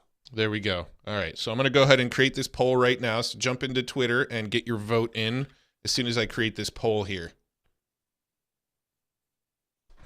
All right. I like that. And while he's doing that, we're going to take a look to see if anything has been going down the pipeline for Forgotten Ruins. One thing with Forgotten Ruins I would love to know about is how many treats are left for each of the each project. So one thing that each project gets 1,000 treats. So of all of the Bored Ape, Moonbirds, 10 Artifact Shop, Woman of World of Women, Azuki Official, Loot Project, CryptoPunks, Cool Cats, and Doodles. If you own any of those, you need to go to ForgottenRuins.com/Nightmare Imp right now. Go trick-or-treating. There's only 1,000 per community. So I'm curious how many Bored Apes have already gone through. Would love to find out if there is some kind of number, countdown, so we could show that for anyone watching, because it is first come, first serve. So after 1,000, there will be a see you next year. A little note in the candy bowl, which I've never seen that before. I have seen a please take one, though. I really think they should just put toothbrushes in there or raisins or something like that. I'm trying to figure out how to troll the trick-or-treaters. This is the first time that I've had a house that's set up for trick-or-treating since I was a kid. A lot of apartments, and I traveled for 10 years on the road, so I was never really in a situation to have trick-or-treaters come to my door. That is not the case this year. I'm going to have a lot of trick-or-treaters, man. You know my neighborhood. It's definitely packed with a lot of houses, so what can I do to trick these little brats? Yeah, I mean, you got a good neighborhood for it. It's a very flat, long street that you're on, so it's not a lot of hills. You're going to get a lot of kids. What should I do to trick them, though? Like, what's I mean, it's 2022. I don't want to get sued by all these crazy Karens out there. I hear razor blades in their candy is like always a winner. It's a classic. And then there's the drugs that are rainbow colored. Oh yeah. The rainbow fentanyl. Yeah. Because everyone's got drugs to give away to kids. I mean, that always happens. Yeah, man. I don't know. I was thinking of dressing up my dog and having him scare everybody. And if they are brave enough to still stay there, they get candy. Yeah. Well, I got 2 kids, and every year they go trick or treating, and then I check their bag for drugs. And if there is drugs, I keep them. That's smart, and you also take the best candy too, right? Oh, of course. I mean, my daughter's got braces, so she can't eat half of it. So I'm just like, Swedish fish, you can't have those. Oh, yeah. Swedish fish and braces. Ooh, yeah. That'll do the trick. So we got a poll live over on Twitter. If you go to the @HardForkGaming, you'll see the poll. And you got 4 options: Silent Hill 2, Left 4 Dead 2, Resident Evil 2, and Zombies Ate My Neighbor. So we'd love to get your vote. Just go over to Hard Fork Gaming. And let's see if we're right about our prediction. The problem is, I feel like our prediction of where we think this is going may sway the results now. Yeah, our journalistic integrity as anchors. Can you imagine doing like all right, the president poll is happening and it's real close right now. So if you really want to see this guy win, I'm telling you, and I want him to win. So you have to. That'd be crazy. I'm liking this. Okay. God! You didn't like my vote? No, God, please, no! No, that was just, my that was my reaction to how the poll should go. I gotcha. I like this poll. Let's see. So far, Resident Evil's dominating. Wow, I didn't know my vote was gonna have that much sway in this, but hey, man, it's Resident Evil 2 all the way. So go ahead and vote if you're watching the stream right now. And you know what? I think there was one game that you promised you were gonna play on this stream. I am gonna play some Undead Blocks. Yeah. And show off how bad I am at shooting games. I like that. So I'm going to give you a break here, and I'm going to take over and take up the screen, let you get set up. And in the meantime, we are going to talk about Web3 Gamer a little bit. If you are new to this stream and you're like, who are these crazy clowns rambling about nonsense? This is Hard Fork Gaming Network. Think of us like ESPN for Web3 Gaming. And we are releasing our digital magazine subscription, Web3 Gamer, which very much has been influenced by PC Gamer, Nintendo Power, WWF Magazine, Game Informer, National Geographic, Boys America, or something like that. And yeah, it's a magazine that's going to be covering the Web3 gaming evolution, and it is going to definitely be way better than any other newsletter you subscribe to. So highly recommend you sign up by going to hardfork.gg. And all of the early subscribers will be privy to our POAPs that we'll be dropping.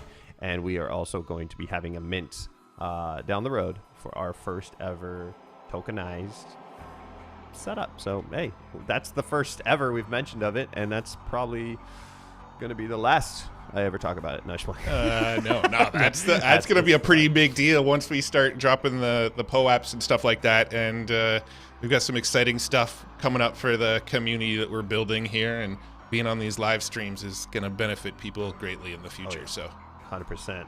Well, it looks like you're ready to do some killing. I am. So you getting the audio through? Did the audio bust through when you were talking? Yeah, it was a little loud, but I think it's good now. Got the controls myself, so I can bring it up and down. And sweet. Give us a tour, man. I haven't actually watched somebody play Undead Blocks from the beginning. So one of the reasons I actually wanted to talk about Undead Blocks and played a little bit is they actually have a Halloween tournament going on right now. So it actually started today, October 28th. It goes through Halloween. and there's a $15,000 prize pool on it. So you don't need to own any NFT. I can't talk. You don't have to own any NFTs. All you have to do is get in and play the game. So pretty exciting here. And we're going to go ahead and enter the game.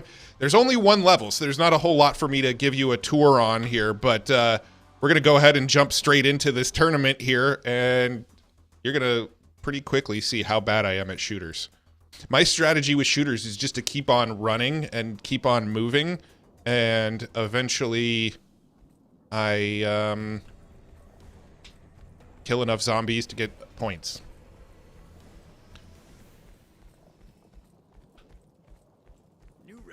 So this is the whole level. You got basically a neighborhood block here. And zombies are going to start coming at me in higher and higher volumes. And I just got to survive. And I need to fix my mouse sensitivity.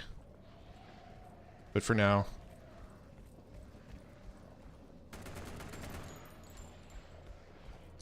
I'm not too bad at shooters when there's not too much to shoot at yet.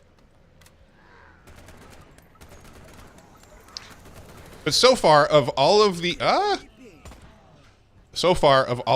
first-person shooters I've played that are like crypto first-person shooters, this one's been my favorite for sure. I can go get some ammo here.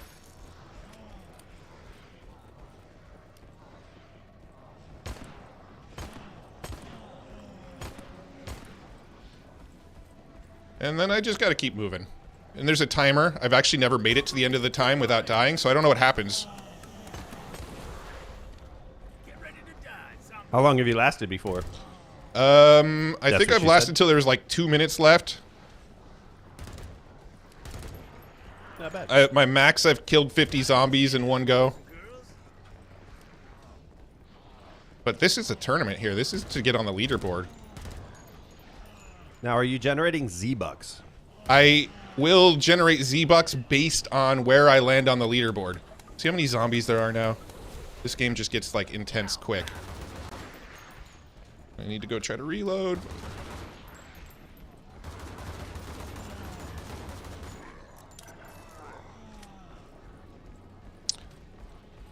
But, yeah. This game is actually pretty fun. I don't know why my gun is pink. Jesus.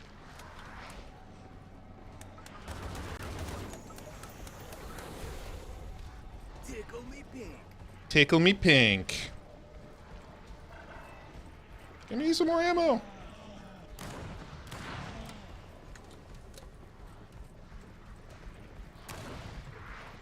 I don't have crosshairs anymore. I want my other gun back.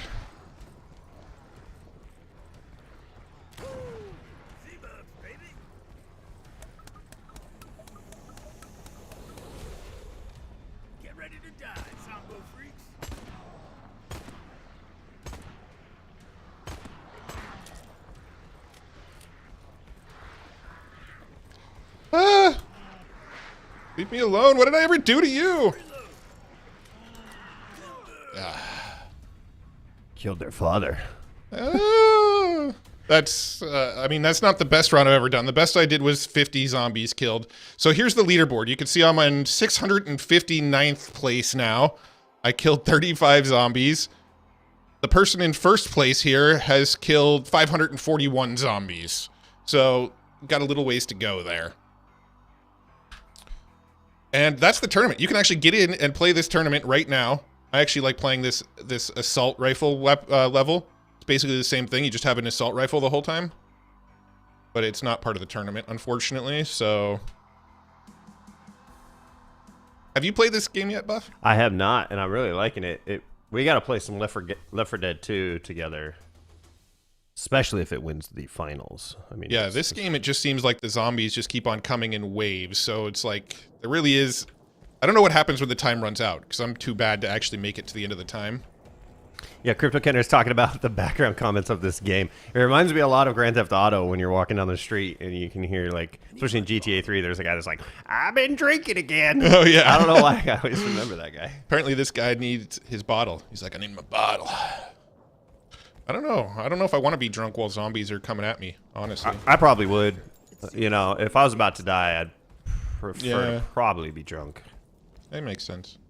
At least stoned. Well, I don't know. Stoned actually might not be Yeah, enjoyable. I mean, Ruin if it. you're stoned and paranoid, I don't know if you want to be paranoid when zombies are coming Yeah, after you. it's like too much of a bad thing. Is that a saying?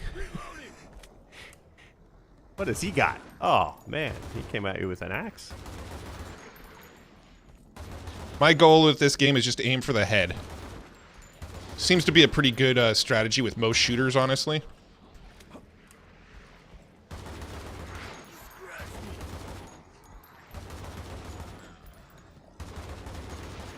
But if you just feel like shooting stuff, I mean, this game's the game for it. So that's pretty much all you do in it. Do some killing. I'm trying to murder! Wait, they're already dead. Is it murder if they're already dead? Bad to the bone. Add to the bone. Give me more ammo.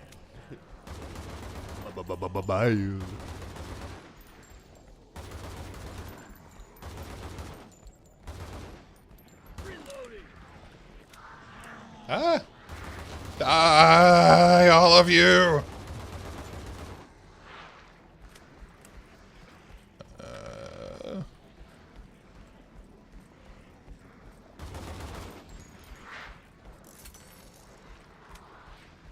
That box right there is more ammo, by the way, in case you were wondering why I keep going back to that box. Apparently it's just got tons of ammo. Hey, I'm almost about to be my best score ever!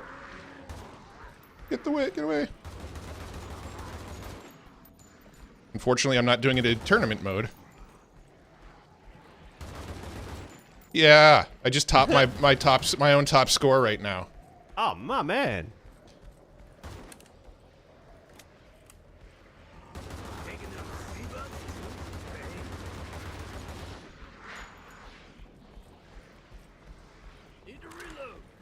So for anybody out there following Elon Musk, he tweeted out 6 minutes ago that Twitter will be forming a content moderation council with widely diverse viewpoints. Hopefully Twitter lets us run ads again.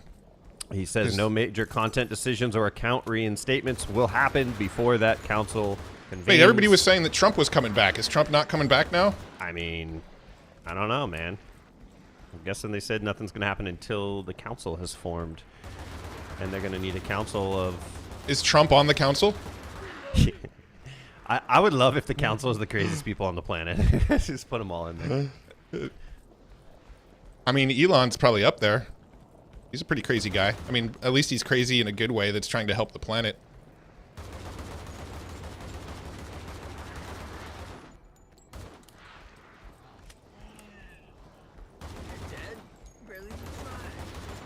I will admit, I am getting better at first-person shooters. I mean, your record before was 50. Yeah. And you're at 84, so... Wow. That's progress. With a capital P. Ah! I'm out of ammo. And there's a lot of zombies there.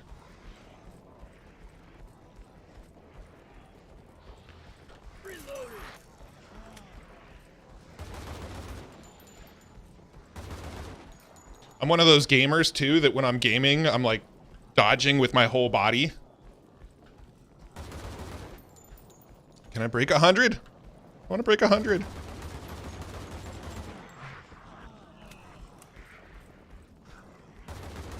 Oh, Jesus.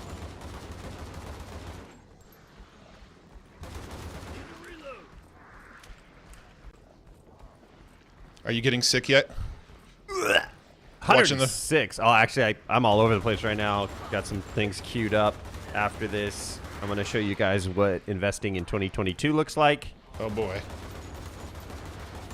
But first, we're gonna give him the full 5 minute 20-second. If you could go the whole round. I'll be impressed with myself because it'll be the first time I ever did. Now, this is an interesting question. Is this double jeopardy? Because Crypto Kenner is asking, they're already dead, so you can't be charged with murder. Yeah. Double jeopardy, right? I believe that's how it works. Also, I believe the government wants the zombies dead as well, so as long as the government wants it, then you're okay. It's just like, that's how the military works, right? I won't go there. Too soon. My favorite thing to do is to say too soon when it doesn't make sense. And then people are like, wait, what happened? Something happened recently?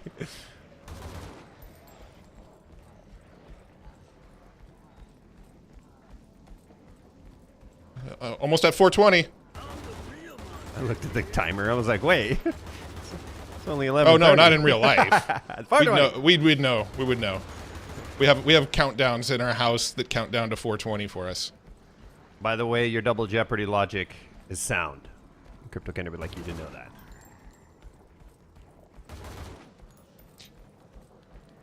The trick is, if you ever stop moving in this game, you're pretty much screwed. So you just got to keep on, like, moving. It's kind of like a shark.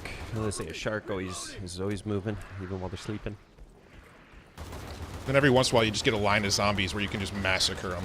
They just look like they're all about to go do some farming or landscaping, and you're, like, interrupting their job. I'm just trying to go chop that tree down. These are hard-working people here, okay?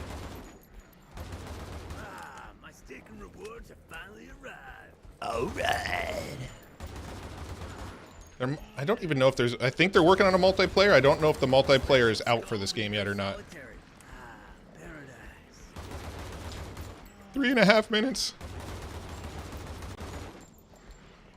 Well, seeing as my last record was 50 and I'm at 161... I think that's better.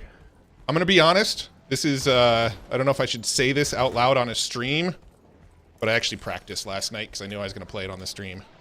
Oh, man. Is that illegal? Am I allowed to practice in advance? As your attorney, I advise you to stop talking. Okay. It will be used against me. Reloading.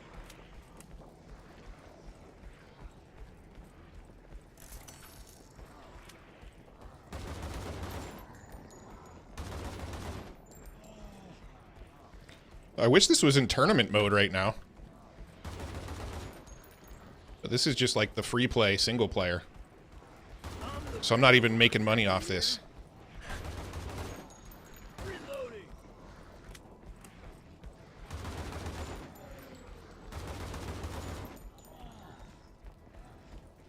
Do I have what it takes to be a professional gamer yet?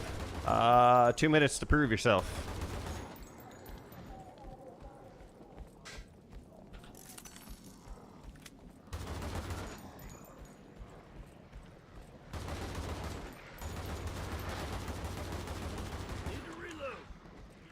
I don't know who he's talking to. Is he telling the zombies he needs to reload? Zombies, I'm reloading! Don't attack me, I'm reloading, damn it! It's pretty rude to attack somebody while they're reloading. I mean...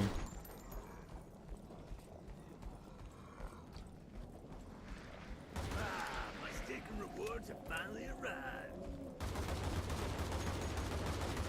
Time in hand, boys and girls. Diamond hands, boys and girls.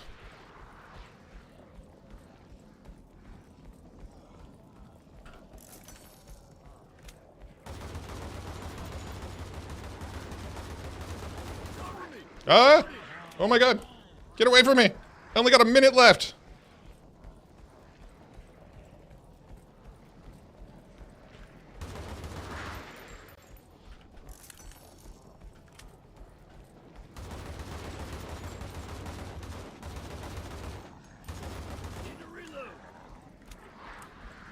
Need to reload.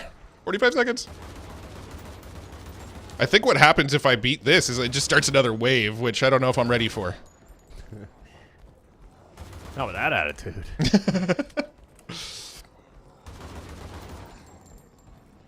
Well, 227 is definitely better than 50. 25 seconds left to prove yourself.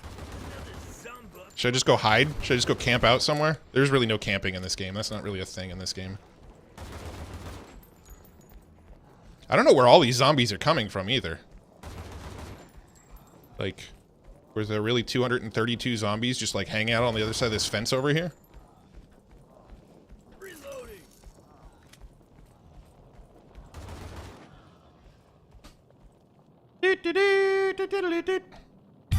Yeah, that's right. I was like, you know what to do. Boom, Well done. yeah. Well done, sir. This has been a very spooky edition. Hard Fork Gaming. I just got my new top score. Well done, sir. Hey, would you like to take a look at what is going on as an investor in 2022? Yes, I absolutely do. Yep. This is what it's like as an investor in 2022. It's pretty good. It's just so easy. Life is just the best. And you're gone. Ooh! I thought that'd beat you at the end. Investing in 2022, it's kind of a headache, but you know, it is what it is. So if you guys are curious what a trick is like for the Forgotten Runes, here is an image from somebody with Azuki that brought their one in, and apparently what it does is it'll take over your PFP and put a meta layer on top, and this one is the bugbears. So apparently got a bunch of dancing bugbears for the time being. And so you're getting a lot of people that are posting their wizards and getting tricked. And if you got a treat or a trick, make sure to tweet out and tag at Hard Fork Gaming, and we will bring it on screen and review it and compliment you and follow you for the rest of your days. This person went ham. This person owns a lot of wizards. And you can see the screen whenever there's layers on top of the screen, like the blood, that's a trick. And whenever you see the items, that's a treat. And this person went trick-or-treating a lot. This person got buried alive, too. Wow. I don't know what that means. Yeah, it's going to be interesting to talk to Bearsnake on a lot of things. Bearsnake, by the way, is a co-founder of Forgotten Runes and Magic Machine, which is essentially the whole team that put together Forgotten Runes Wizard Cult. And, you know, sometimes when you're going to bring on a guest, you want to kind of know what's going on in their Twitter and see what they're all about. He says, you know, F leaf blowers, these are dope as fuck. This is a Haidapoo. I like it. So I think I need to get me a bunch of these and just put them in the backyard for Mr. Bear. I think it's a perfect idea. Yeah, so a little insight into Bearsnake before we bring him on. He'll be coming back in here in a little while. He's a little busy right now, so understandable. Why do all your rocks smell like shit? That's what people will be asking. It took me a second to realize you were talking about that other thing that I talked about. Yeah. Yeah. Sorry. Yeah. I tend to talk about things that you've already moved past because I move fast. Yeah, it's okay. It happens. So right now our poll, we've got Silent Hill 2 versus Resident Evil. It's a 50-50 vote right now. So go get your vote in so we have more than 2 votes on this.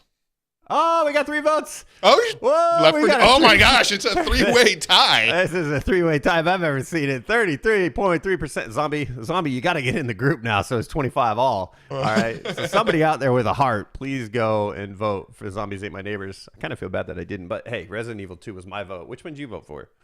I did not actually vote myself yet. So should I get a vote in? Because my vote, honestly, out of the 4 games that are here, the only one I ever spent that much time playing was Resident Evil 2. So that would be my vote. Well, then. I can't really make a vote towards a game that I've never played. So I'm going to go ahead and switch my account over to my eFlow account and make my vote right now. There you go. Boom. I'm also going to retweet this so more people see it. So there we go. Now I got my vote in, and I'm going to switch back to whatever the thing is that I need to switch back to, this thing. And we're good. Now Resident Evil is winning again because I worked my vote into it. Insider trading. Or insider voting? Don't know. But hey, I do know one thing. You know what that is? What's that? It is Halloween. It is Halloween. It is not actually Halloween. 10/28. But this Web3 gamer put it down that it is Halloween. Well done, sir. Well done. Oh my god! I made a festive banner for us to use on the show. It looks like this. I spent a ton of time on it, and it's Halloween. It is. It really puts us in that festive mood. I like it. We're gonna get festive here for a sec, and then we're gonna play some more gaming. I think I'm gonna bust out Resident Evil 2, the remake, and see if you guys want to take a look at why it's so awesome. And in the meantime, if you have not gone to hardfork.gg and subscribed to the new digital edition of Web3 Gamer, then I judge you and worry about you and your decisions in life because you're just not making proper ones. Here, I gotta say. If you want, I will show you how easy it is to do this. If you go There we go. Let's see it. If you simply go to Hard Fork, I caps locks it. Fork.gg. Join this newsletter. It's still called the Alpha Insider on our website, but it's being rebranded as the... Yeah, that's that intern. We let that intern go. They're gone. Right, they gone. And that's Mr. Roboto. He's actually, I hate to do this to him, and it is, kind of an Elon move, but he gone too. He's gone. Yeah, our mascot's changing. That's Fortnite, and he may come back. We may put him into a game. We'll figure something out, but yeah. Fortnite is going. Here's another way that you can join as well. If you don't feel like going to hardfork.gg and you're just already on Twitter, you can come over to Twitter, and there's a button right here that says Web3 Gamer. For you, it'll say subscribe. You just click that little subscribe, and you're in. You'll get it. That's that easy. So if you're on Twitter and you want to subscribe, there's a real easy way to do it as well. Or hardfork.gg will get you there too. So you were talking about undead blocks, right? I was also playing it. And you were playing it too, right? And there was a video going around that people were like all about. Oh, yeah? And I'm trying to remember who made that video. Wait a minute. Wait a tick. That was you. eFlow made a video about it. That's right. I talk in the third person. You should, because Crypto Buffalo does that as well. And you know what I'm thinking is, it is Halloween. We should redo that song. It is Halloween. We should have that video be played so people can understand more about undead blocks. And so if you want to get that dialed in, we can roll that video from your end if you want. You want to? Yeah. Let me... Actually, will that work because of the green screen thing? Or green screen thing might be an issue here. Yeah, I couldn't find it in the drive, so... Do you have a link to it, or maybe I can just... Yeah, let me pull this up for you. I'm sure I got it somewhere. In this town of Halloween.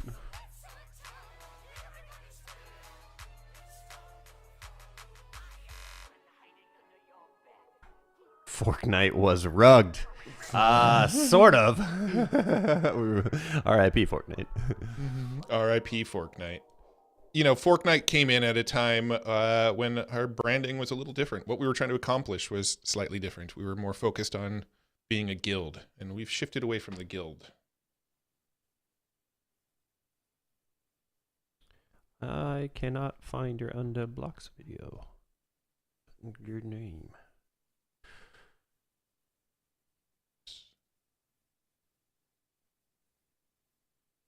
There it is. Oh, you found it. Let's give it a whirl here. And let the people see what it's all about. All about. If you're looking for a happy game with fun little forest creatures and magical little elves, then look somewhere else, because I'm talking about Undead Blocks. Undead Blocks is a kill-to-earn first-person shooter zombie game inspired by Call of Duty Zombies. The OG Call of Duty Zombies lasted 15 years and 32 maps. Activision has moved away from their Zombies franchise, and we're bringing back all of that nostalgia. Players can use weapon loadout NFTs to kill zombies and participate in daily leaderboards and challenges to earn gold Z-Bucks. These gold Z-Bucks can then be used to purchase in-game items and weapons, or swapped out for other cryptocurrency. Cha-ching! You can also earn standard Z-Bucks, which will allow you to level up your weapons and build equity in your in-game assets. In the current free-to-play version, waves of zombies swarm in everyday suburban neighborhood with a single goal: to dine on the flesh of you, the player. The zombies get more and more difficult the longer you last. Even the most pro gamers will probably find it a challenge to last very long. Trust me, I got my ass kicked. Those motherfuckers are no joke. At the moment, there's only one neighborhood level, but Wagyu Games has more maps in the works as we speak. Now, there's going to be 3 modes of play. You've got your solo mode, your squad mode, where you battle with friends, and your speed run mode, where players have to complete a set number of waves as fast as they can. Now, if you've played shooters in the past, this will all feel very familiar to you. However, what makes Undead Blocks really unique is that Grant, the executive director, has a background in banking, so you know they're putting a strong focus on the economics of the game. I was working at M&T Bank. I was basically a director in their FP&A division. Before that, I was at Goldman Sachs for 3 years. I was a securities lending analyst. I figured that I could build a more stable and secure tokenomics model. You generate revenue, and then you use a portion of it to compensate your players for the sweat equity they put in your title, and then do what, as a traditional gamer, you've always done, which is collect skins, make microtransaction purchases, and that's really going to give us a unique first market mover advantage, I believe. Let's break down how the tokens will work. There are gold Z-Bucks, a currency that you earn by playing that can be used to purchase special in-game items, and those can be withdrawn into cryptocurrencies. Then you have your standard Z-Bucks, which are used in-game to upgrade weapons and to purchase items, but can't be withdrawn into actual crypto. And then finally, there's the Undead token. This is the governance token, which gives you voting rights as well as additional special in-game access. However, Grant and the team are implementing something that I haven't seen any other game do yet. They're calling it Stake to Mint, where if you stake your Undead token, you'll receive a free loadout NFT that you can use in the game. Now, stick with me here because once you get this part, things get really exciting. You can purchase your Undead tokens and stake them. When you stake them, you have the ability to mint a weapon loadout immediately. It's sort of like Undead Blocks is lending you an NFT to play and earn with as a thank you for staking. Then you'll earn gold Z-Bucks and standard Z-Bucks daily from playing with your loadout NFTs. You can then use your standard Z-Bucks from playing to upgrade your weapon loadout, thus increasing the value of the NFT. On top of that, you'll still receive the Undead rewards earned at the end of the staking period. This concept is super exciting because it will drive down the circulating supply of the Undead token and to help stabilize the value. They're also building a lending program that they call the Arms Dealer program. Don't worry, it's not what it sounds like. You get to keep your actual arms. However, you can actually rent out your loadout NFTs to other players and split the gold Z-Bucks that they earn with them. Now, if you're familiar with scholarships and guilds, this concept should be pretty familiar to you.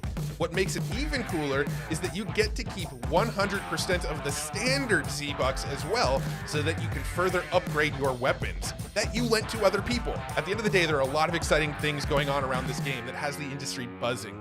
They recently received a large investment from Animo Brands. There's a playable beta with ongoing tournaments that you can earn from right now. The executive director is an ex-banker who really understands the economic side. They were actually recently featured on Blockchain Conversations. Shameless plug. The community seems to really be thriving at the moment, and the blockchain side will be handled by Immutable X, which means no gas fees on your transactions. So there are some really exciting things going on right now with Undead Blocks and on the horizon for Undead Blocks. But you don't have to wait. You can actually play it right now. Simply go to undeadblocks.com, download the beta release of the game, and start playing. And if you're not already, make sure you're subscribed to Hard Fork Gaming, because we're going to keep on hunting down that alpha and sharing breakdowns. Peace.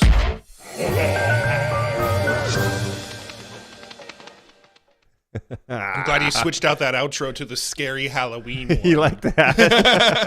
That was actually an older version of video with there was more of a rock themed video. I actually made a newer version of the video where it was like 28 days later music that was rolling throughout the background of the entire one. But I'll have to hunt down that video because I don't know why it's missing. But that was on YouTube that I was playing that. So yeah. Things that make the you Twitter go. version was the updated. Oh, one, I gotcha. That's right. Yeah. We've learned a lot over the years, and by years I mean the last several weeks that we were making videos. Weeks and days and months of this year feel like years in themselves. A month feels like a decade. I feel like this month we both got COVID and it crushed us. I mean, I've never had anything like it in my life, and this month feel like it was a blur, man. Today feels like the only day. Today we finally feel like we're in it again, right? Which is awesome. I love it. But yeah, Undead Blocks, man. There's a lot going on with that game. You saw the gameplay. You saw me play it. It's a fun game. I made it farther than I've ever made it today in that run through with my 200 and whatever kills. But there's also a lot of really, really cool stuff going on with the tokenomics. You know, I'm not going to get into it. I kind of broke it down in the video. I probably confused the hell out of everybody in that video with the tokenomics. But what you should know is that if you own these like gun NFTs, you can lend out the gun NFTs to other people. And when you lend out these gun NFTs to other people, any money that they earn while using your gun, you get a piece of that. And that is a really, really cool like little element that they got going on inside of Undead Blocks that I'm a fan of. It kind of makes it so that you can be an NFT investor and go and buy the NFTs even if you don't play the game, and still, you know, earn the Z-Bucks when other people play the game. Or you own the NFT, and if you love playing the game, you get in and play the game and keep all the earnings for yourself. So that's a really cool element that I really like about Undead Blocks, is that they do have that sort of lending mechanism built in. And that's all I was trying to say in that video, even though when I broke down the tokenomics, I think I kind of got in the weeds a little too much. You know, sometimes with a white paper and the tokenomics, that can happen, man. And don't beat yourself up over it. Damn it. So, thinking of playing this game. Ooh. But where is it in the voting first? So right now it's in first place with 62.5% of the votes. All right. I'm going to play it then. I mean, it makes sense because it's first. It only makes sense. Say if you're not first, you're last. Now, the question is, can you hear it? I can hear it. It sounds like it's raining, and there's some scary music playing. All right.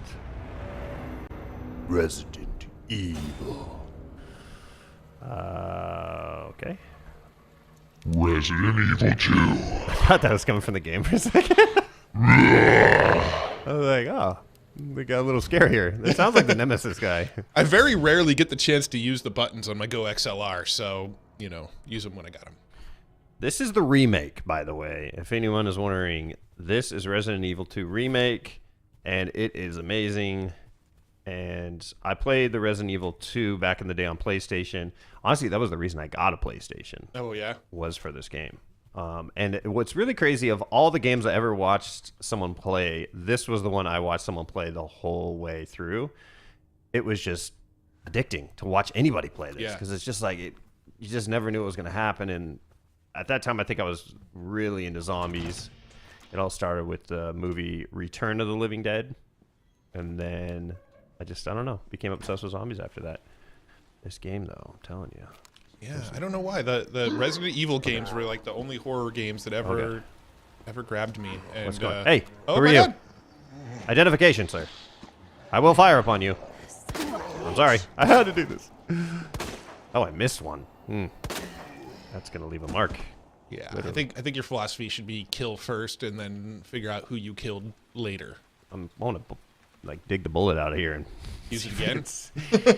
Bullets are like lifeblood in this game, man. Ah, yes. It's DJ Savage saying that he downloaded the Resident Evil PS2 from the other day. Ooh, I think I might even have the PS2 version as well. Yeah, this is spooky. Make sure you guys are getting the right levels here. How's it sounding? Crypto Kender says he's got a rug and get back to work. You know what? That's I didn't know he was in the rugging business. It's like going to a house to rug it. All right. Well, thanks for stopping by, Crypto Kender. We are definitely going to keep the streams coming. Next week on Friday, we have Life Beyond stream, and we're going to be covering a new drop from Life Beyond. We've also got the premiere of Web3 Gamer, which will be a stream and a magazine, digital edition, that we will be, I believe, doing either Tuesday, which is November 1st. Make sure the day after Monday? Sometimes. And then... or we might move that. We're still figuring out the exact day, but we're going to let everybody know. And that should be a weekly stream no matter what to cover what's going on in the Web3 space. And we're going to be playing a lot of games, you guys. So if you want to play some games with us, we're going to have game nights. We're going to have competitions. And we're also going to cover other competitions while they're happening. So if they won't let us go to the party, we'll host a party about their party. We're crashing the party. And that'll show them. Making our own party. I'm scared, bro. I think there was something over there. Did you see that? Like something. Yeah, just like ran by in the hallway. This is getting spooky. Hello? It was just a ladder. Census Bureau. It's just a bookshelf. How many are in this house? Census Bureau. Ooh. Is this Harry Potter? All the editions? Ooh. I'm taking this. I'm getting out of this police station. Hello? Anybody here? Oh, there's a lot of bugs in this room. If I was to throw a toasty up right now, would it freak you out? Well, I think you should try it. You should have done it without telling me to. Well, now I can't do it. Now I gotta wait. By the way, a toasty, you guys, is from Mortal Kombat, and the guy that would pop out, that guy. You need to figure out, he needs to stay on the screen just a little longer. I can't really enjoy him as much as I'd like. Yeah. What, is this just a pile of shit? It's like... That's what zombie shit looks. Oh my god! Woo! He's got his party hands out. What's up, buddy? Although he's making it really easy for you to kill him. Let me see if he can give me a head massage. Let me just stand right here. Come on. Come on. Okay. the fuck? Asmodai says he was using Emulation Station on Raspberry Pi. Now using Emu Deck on Steam Deck. Ooh, you got a Steam Deck? I'm jealous. I want a Steam Deck.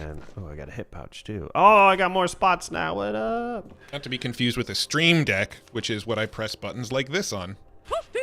There he is. I need some help. I need like another gun or something. You know what I mean? I do. I don't know where any guns are in this game, so I need like a shotgun. I got you. Maybe, hang on. Maybe I should move to the right of the screen because that looked like it was gonna hurt.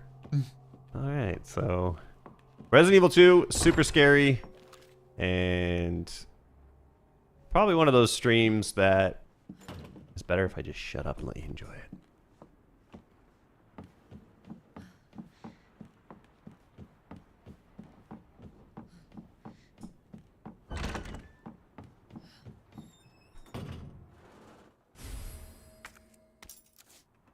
Found a key. I have the key to your heart. Oh, secret room. I also did want to point out, if you're going to jump into our live streams, it's not going to be just Web3 games. It's kind of like what Q said. We're going to be sort of like Web 2.5, where we teeter between the old school games and the new school games.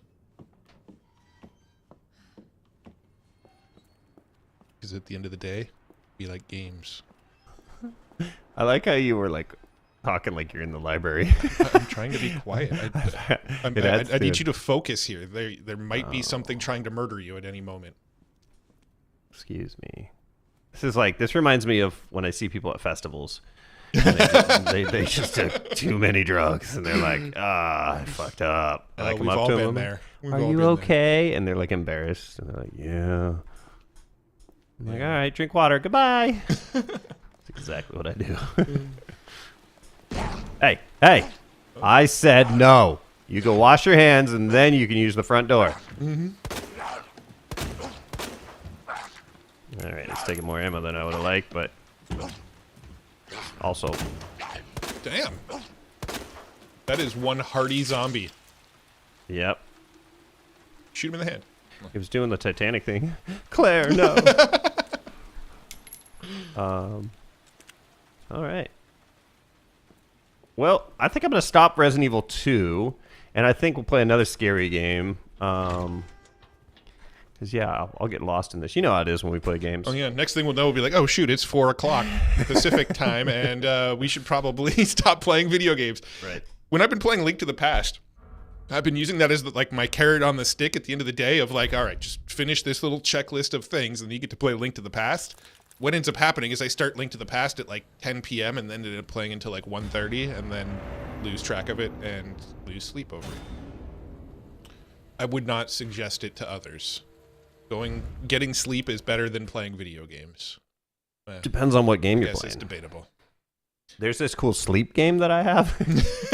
Sleep Simulator. Yeah. Sim Sleep 2000. If you liked Flight Simulator, then you'll love Sleep Simulator. I'm looking at some of these comments here. DJ Savage is saying Duck Station and PCSX, I think, are two that you for PS2. Asmodai, no waitlist on Stream Deck or on Steam Deck. I confused Steam Deck and Stream Deck. They're not the same. What's the difference for anyone out there who doesn't know? So a Stream Deck is a little button that we use for a little keypad thing here that we use for production. I can actually probably lift it up and you can see it. It's a little keypad here that we use for production. And when I press buttons like this, good job. Zelda pops up and a kid says, good job. That's a Stream Deck. Wait, so a kid actually says that? Yeah, that's a kid's voice. That's not actually Zelda's voice. Good job. Zelda actually talks. And then a Steam Deck, let me see if I can pull up a picture of a Steam Deck. It's actually like it kind of looks like a Game Gear kind of thing, but with Steam, like for Steam. Yeah, it totally looks like a Game Gear or a Switch. Yeah, but this is all Steam on here. So any game you play on Steam, so I believe you can play, Grand Theft Auto, or looks like Red Dead Redemption 2's in the screenshot here. But any games you'd play on Steam, I believe you can play on your Steam Deck. So I like that. I think we should we should probably dabble in some of that too. You know, Steam is actually they made a stance about not embracing Web3 games, and they're starting to allow games to launch on there. I did notice that. Yeah, I noticed Gala said that they've got some games launching on Steam. I believe The Harvest is on Steam. So there's a handful of Web3 games that are on Steam, but I don't really remember hearing Steam reverse course and say, oh, Web3 games are cool now. Like, I haven't heard that. So not quite sure how that's going to play out. But what we do know is that the Epic launcher loves, well, they don't love crypto, but they don't hate it either. You know what else we do know? We have a tally. Check this out, anyone who is paying attention. The Forgotten Runes Halloween's Web3 Trick or Treat. Here is the progress for each of the groups. 10 KTF, 10 artifact, or 10 KF, or however you would want to say this. They only got 500 boxes. I thought each group got 1,000. But it looks like their progress is full. Well, that's, oh, yeah. Oh, wait. So 50% of the group probably got boxes then. Out of the, so I'm guessing progress all the way to the right there means they're sold out. They won't get any more treats. And it looks like the next one up is Clonex or Moonbirds. Beasts apparently didn't get the memo. And nobody is going trick-or-treating with beasts. Damn, Moonbirds are moving. Souls are moving. Oh, wait, no. Wizards, Warriors, and Souls are all part of Forgotten Runes. My bad. I think beasts are too. Maybe that's why they get airdropped or something. I don't know. I'll have to look into that. And we'll talk to Bear Snake when he comes on about this too for some more information on it. And Cool Cats was 185. So yeah, we'll keep a track on the tally and let y'all know as the stream continues. And Cool Cats is what Q had, right? That's what he. Yep. So one of those found was him. Let's see here. I actually wonder if I have the old Resident Evil on here to compare. Let me see if I put it on here.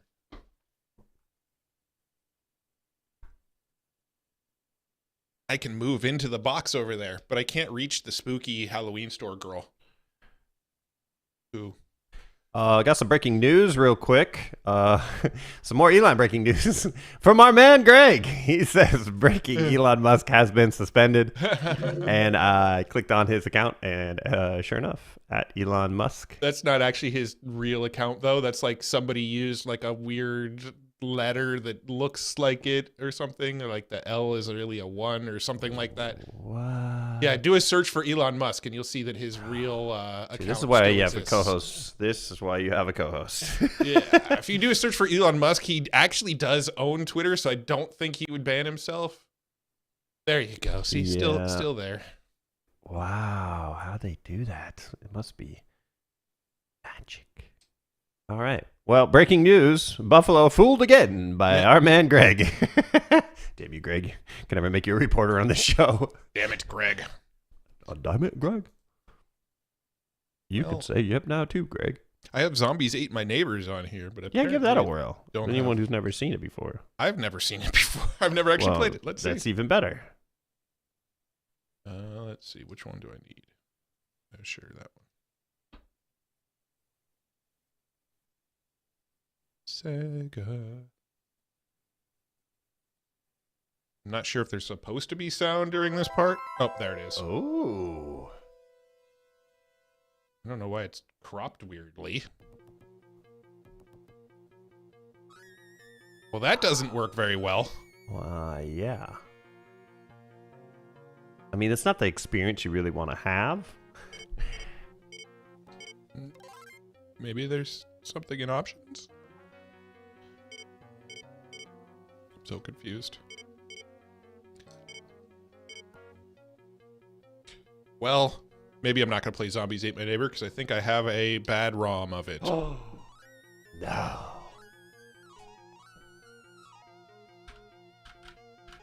I'm locked in. I can't get out of the game.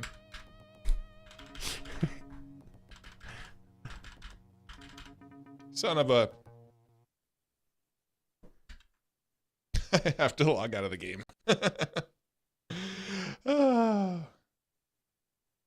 Gotta love live streams. Yep, this is our long one. This one we're going to go for a while and just have fun, so bear with us. Have us on in the background if you'd like. We're going to cover more of Forgotten Runes and see what's going on if anybody, hit the jackpot. And right now, I tell you, this person right here, Tripto, wow, they got a lot of boxes,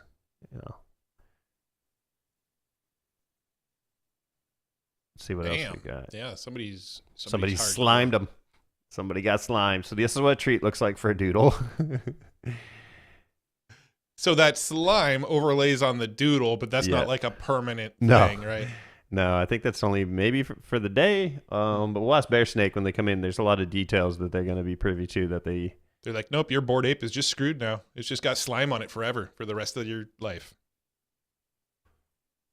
There is a space going on right 33 minutes ago. Let's listen in. Let's see what happens. It'll come in the form of resources. I won't go into Hey, Bear Snake's talking. But it will essentially give you some. If you can't get them on our stream, get them in Tour Space. Have otherwise to come play. Awesome. I'm looking forward to it. Thank you guys. Yeah, man. Yeah, let me just talk about sort of like the grand vision of this whole project, which is, we love doing just a whole mix of events and drops and experiences, some really big, some really small, sometimes dealing with characters, sometimes dealing with items, sometimes dealing with beasts. And we just we want to build this just huge, vast ecosystem where all the tokens are sort of interconnected. You never know how a token is going to interact with another token. And it's just going to be just grow and get more and more complex over time. Different collections will interact with others in different ways. There's this idea in my head about what I like to call lore speculation.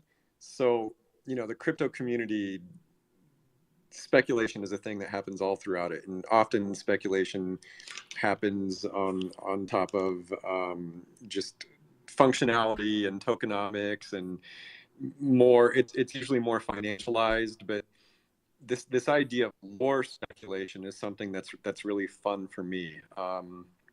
So it has to do more with like I don't know, like a few months ago we talked about the Gate to the Seventh Realm opening, and that led a bunch of our community members to speculate on keys. There's wizards who hold keys.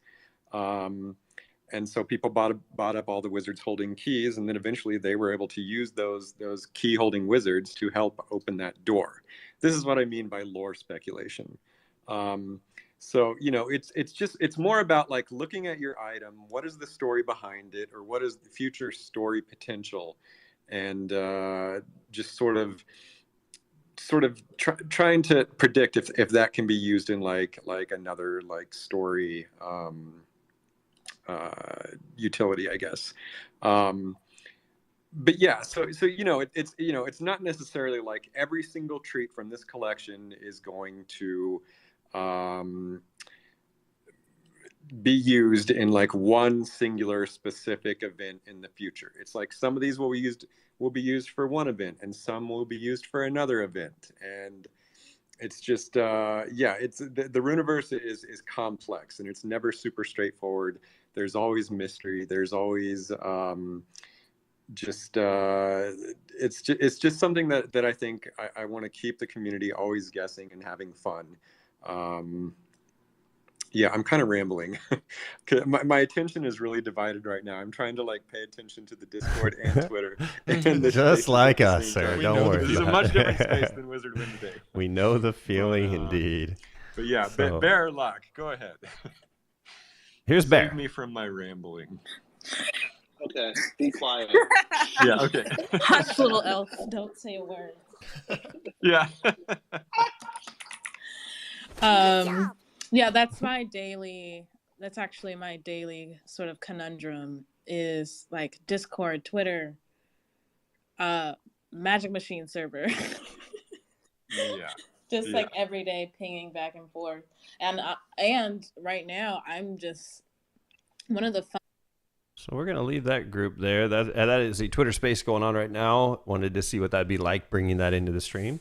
Gonna be doing a lot of testing, by the way. If you're watching this right now, usually my streams as a live director for sports and corporate and commercial stuff. Usually don't just keep it loose, but we're keeping it loose today on the stream, right? We just want to test out some things. I feel like eFlow's been up to something over there. What you got, man? I was trying to get my emulator to work properly, and I think I got it working, but I don't know if I got Zombies Ate My Neighbors working. So still doing some struggling and learning over here, but like Buff said, we're doing some experimentation. We used to go live with our show LFG Live. We did that every other week for 7 or 8 of them, and it's been a while since we've gone live. We actually took a few months off from going live, produced videos daily over on our Hard Fork YouTube channel, and now we're getting back into the live streaming. We're getting back into the videos, and we're making a magazine, actually. We've got our Hard Fork magazine that we're working on that we're really, really excited about. So that's exciting. Looks like a real magazine. And this is on the way. And one of our inspirations for Web3 Gamer, and again, if you go to hardfork.gg, it says get on the alpha list, but really you're getting on the Web3 Gamer list because we're in the process of a rebrand. A lot of experimentation on the live stream, experimentation on the magazine side too. But Web3 Gamer is really inspired by, believe it or not, PC Gamer. You may not be able to tell by the logo, but it takes a lot of inspiration from PC Gamer, as well as Nintendo Power, and a little bit of WWE magazine as well. Buff was a WWE guy. Loved WWF, sir.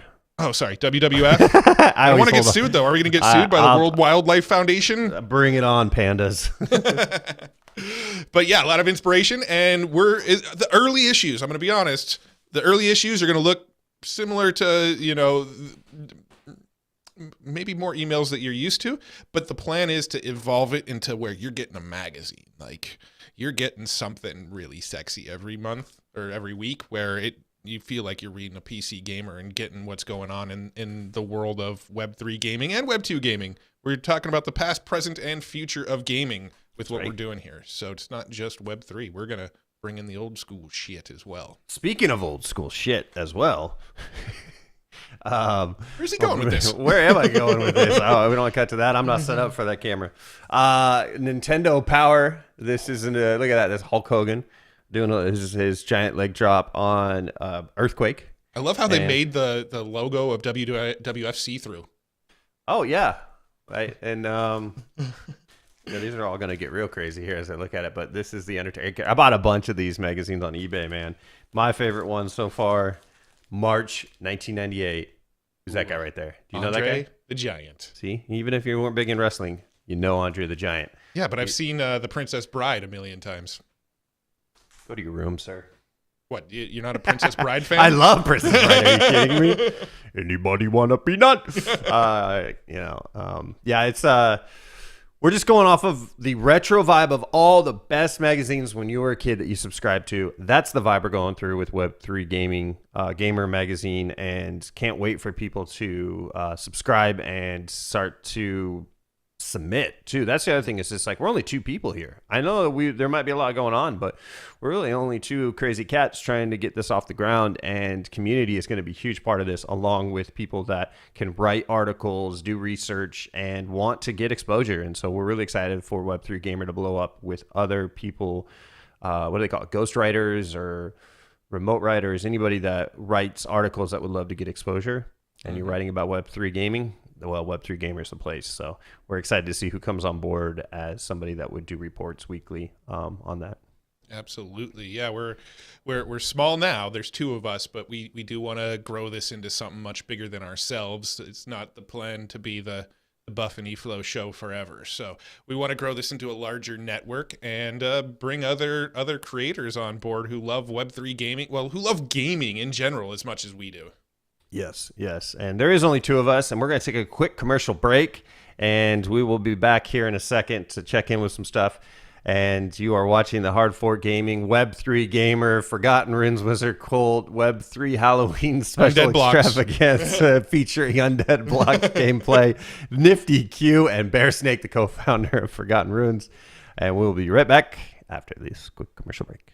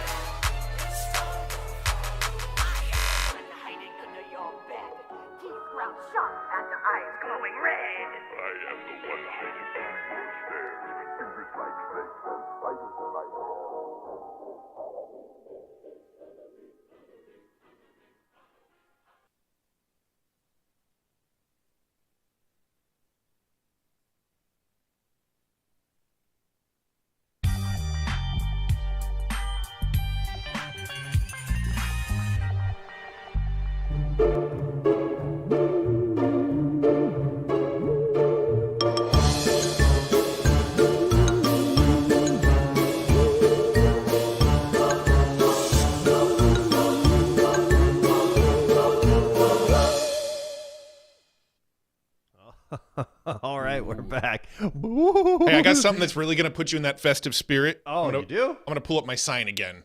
Here it is.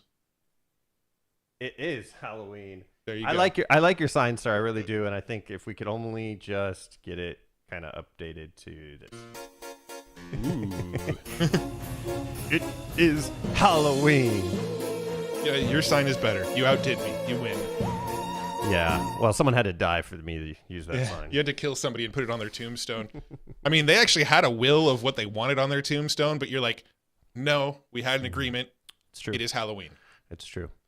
Well, it's not Halloween. It is Friday, 10/28, or maybe Saturday, depending on where you are in the world. I want to thank everybody. We are going to sign off. We're going to let Bear Snake continue over at Forgotten Runes. They are busy as all hell, so We don't want make them have to come over here and do another interview. And technically, we did get them on the stream through Twitter Spaces. Huge shout out to Forgotten Runes Wizard Cult. Huge shout out to Undead. And who else should we thank? You know, there is actually one other thing I was going to point out is that EVO also has a tournament going on over this Halloween weekend. So if you wanted to get in and do some playing to earn inside of EVO, they've got that going on as well right now. So just another little tournament that you could get in on. It goes from, I think it starts today, goes through Halloween, October 31st. I think there's 10 grand on the line for that one. So that is another Halloween tourney they got going on right now. So you can jump into Undead Blocks. Don't need an NFT. You can get in there, play, try to get up on the leaderboard, earn those Z-Bucks, which could be cashed out.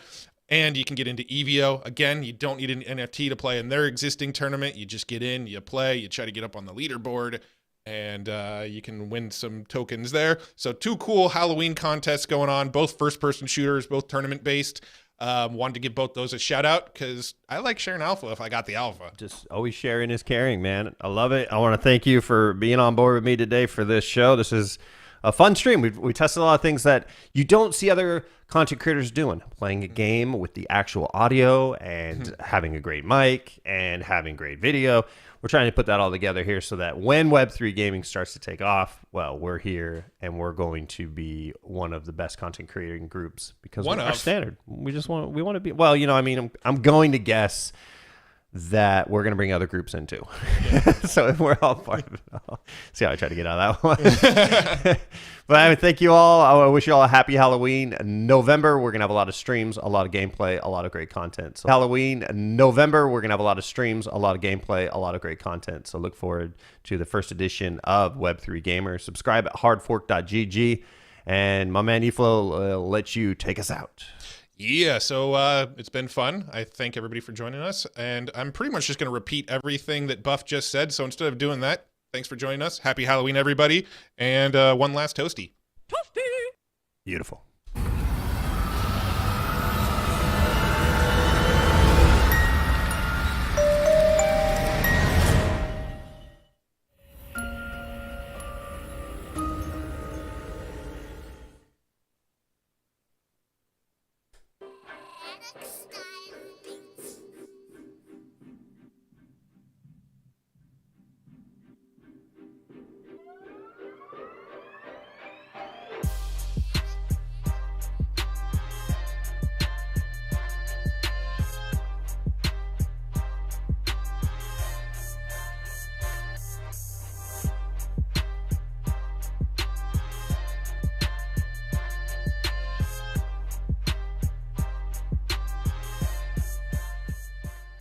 Good job!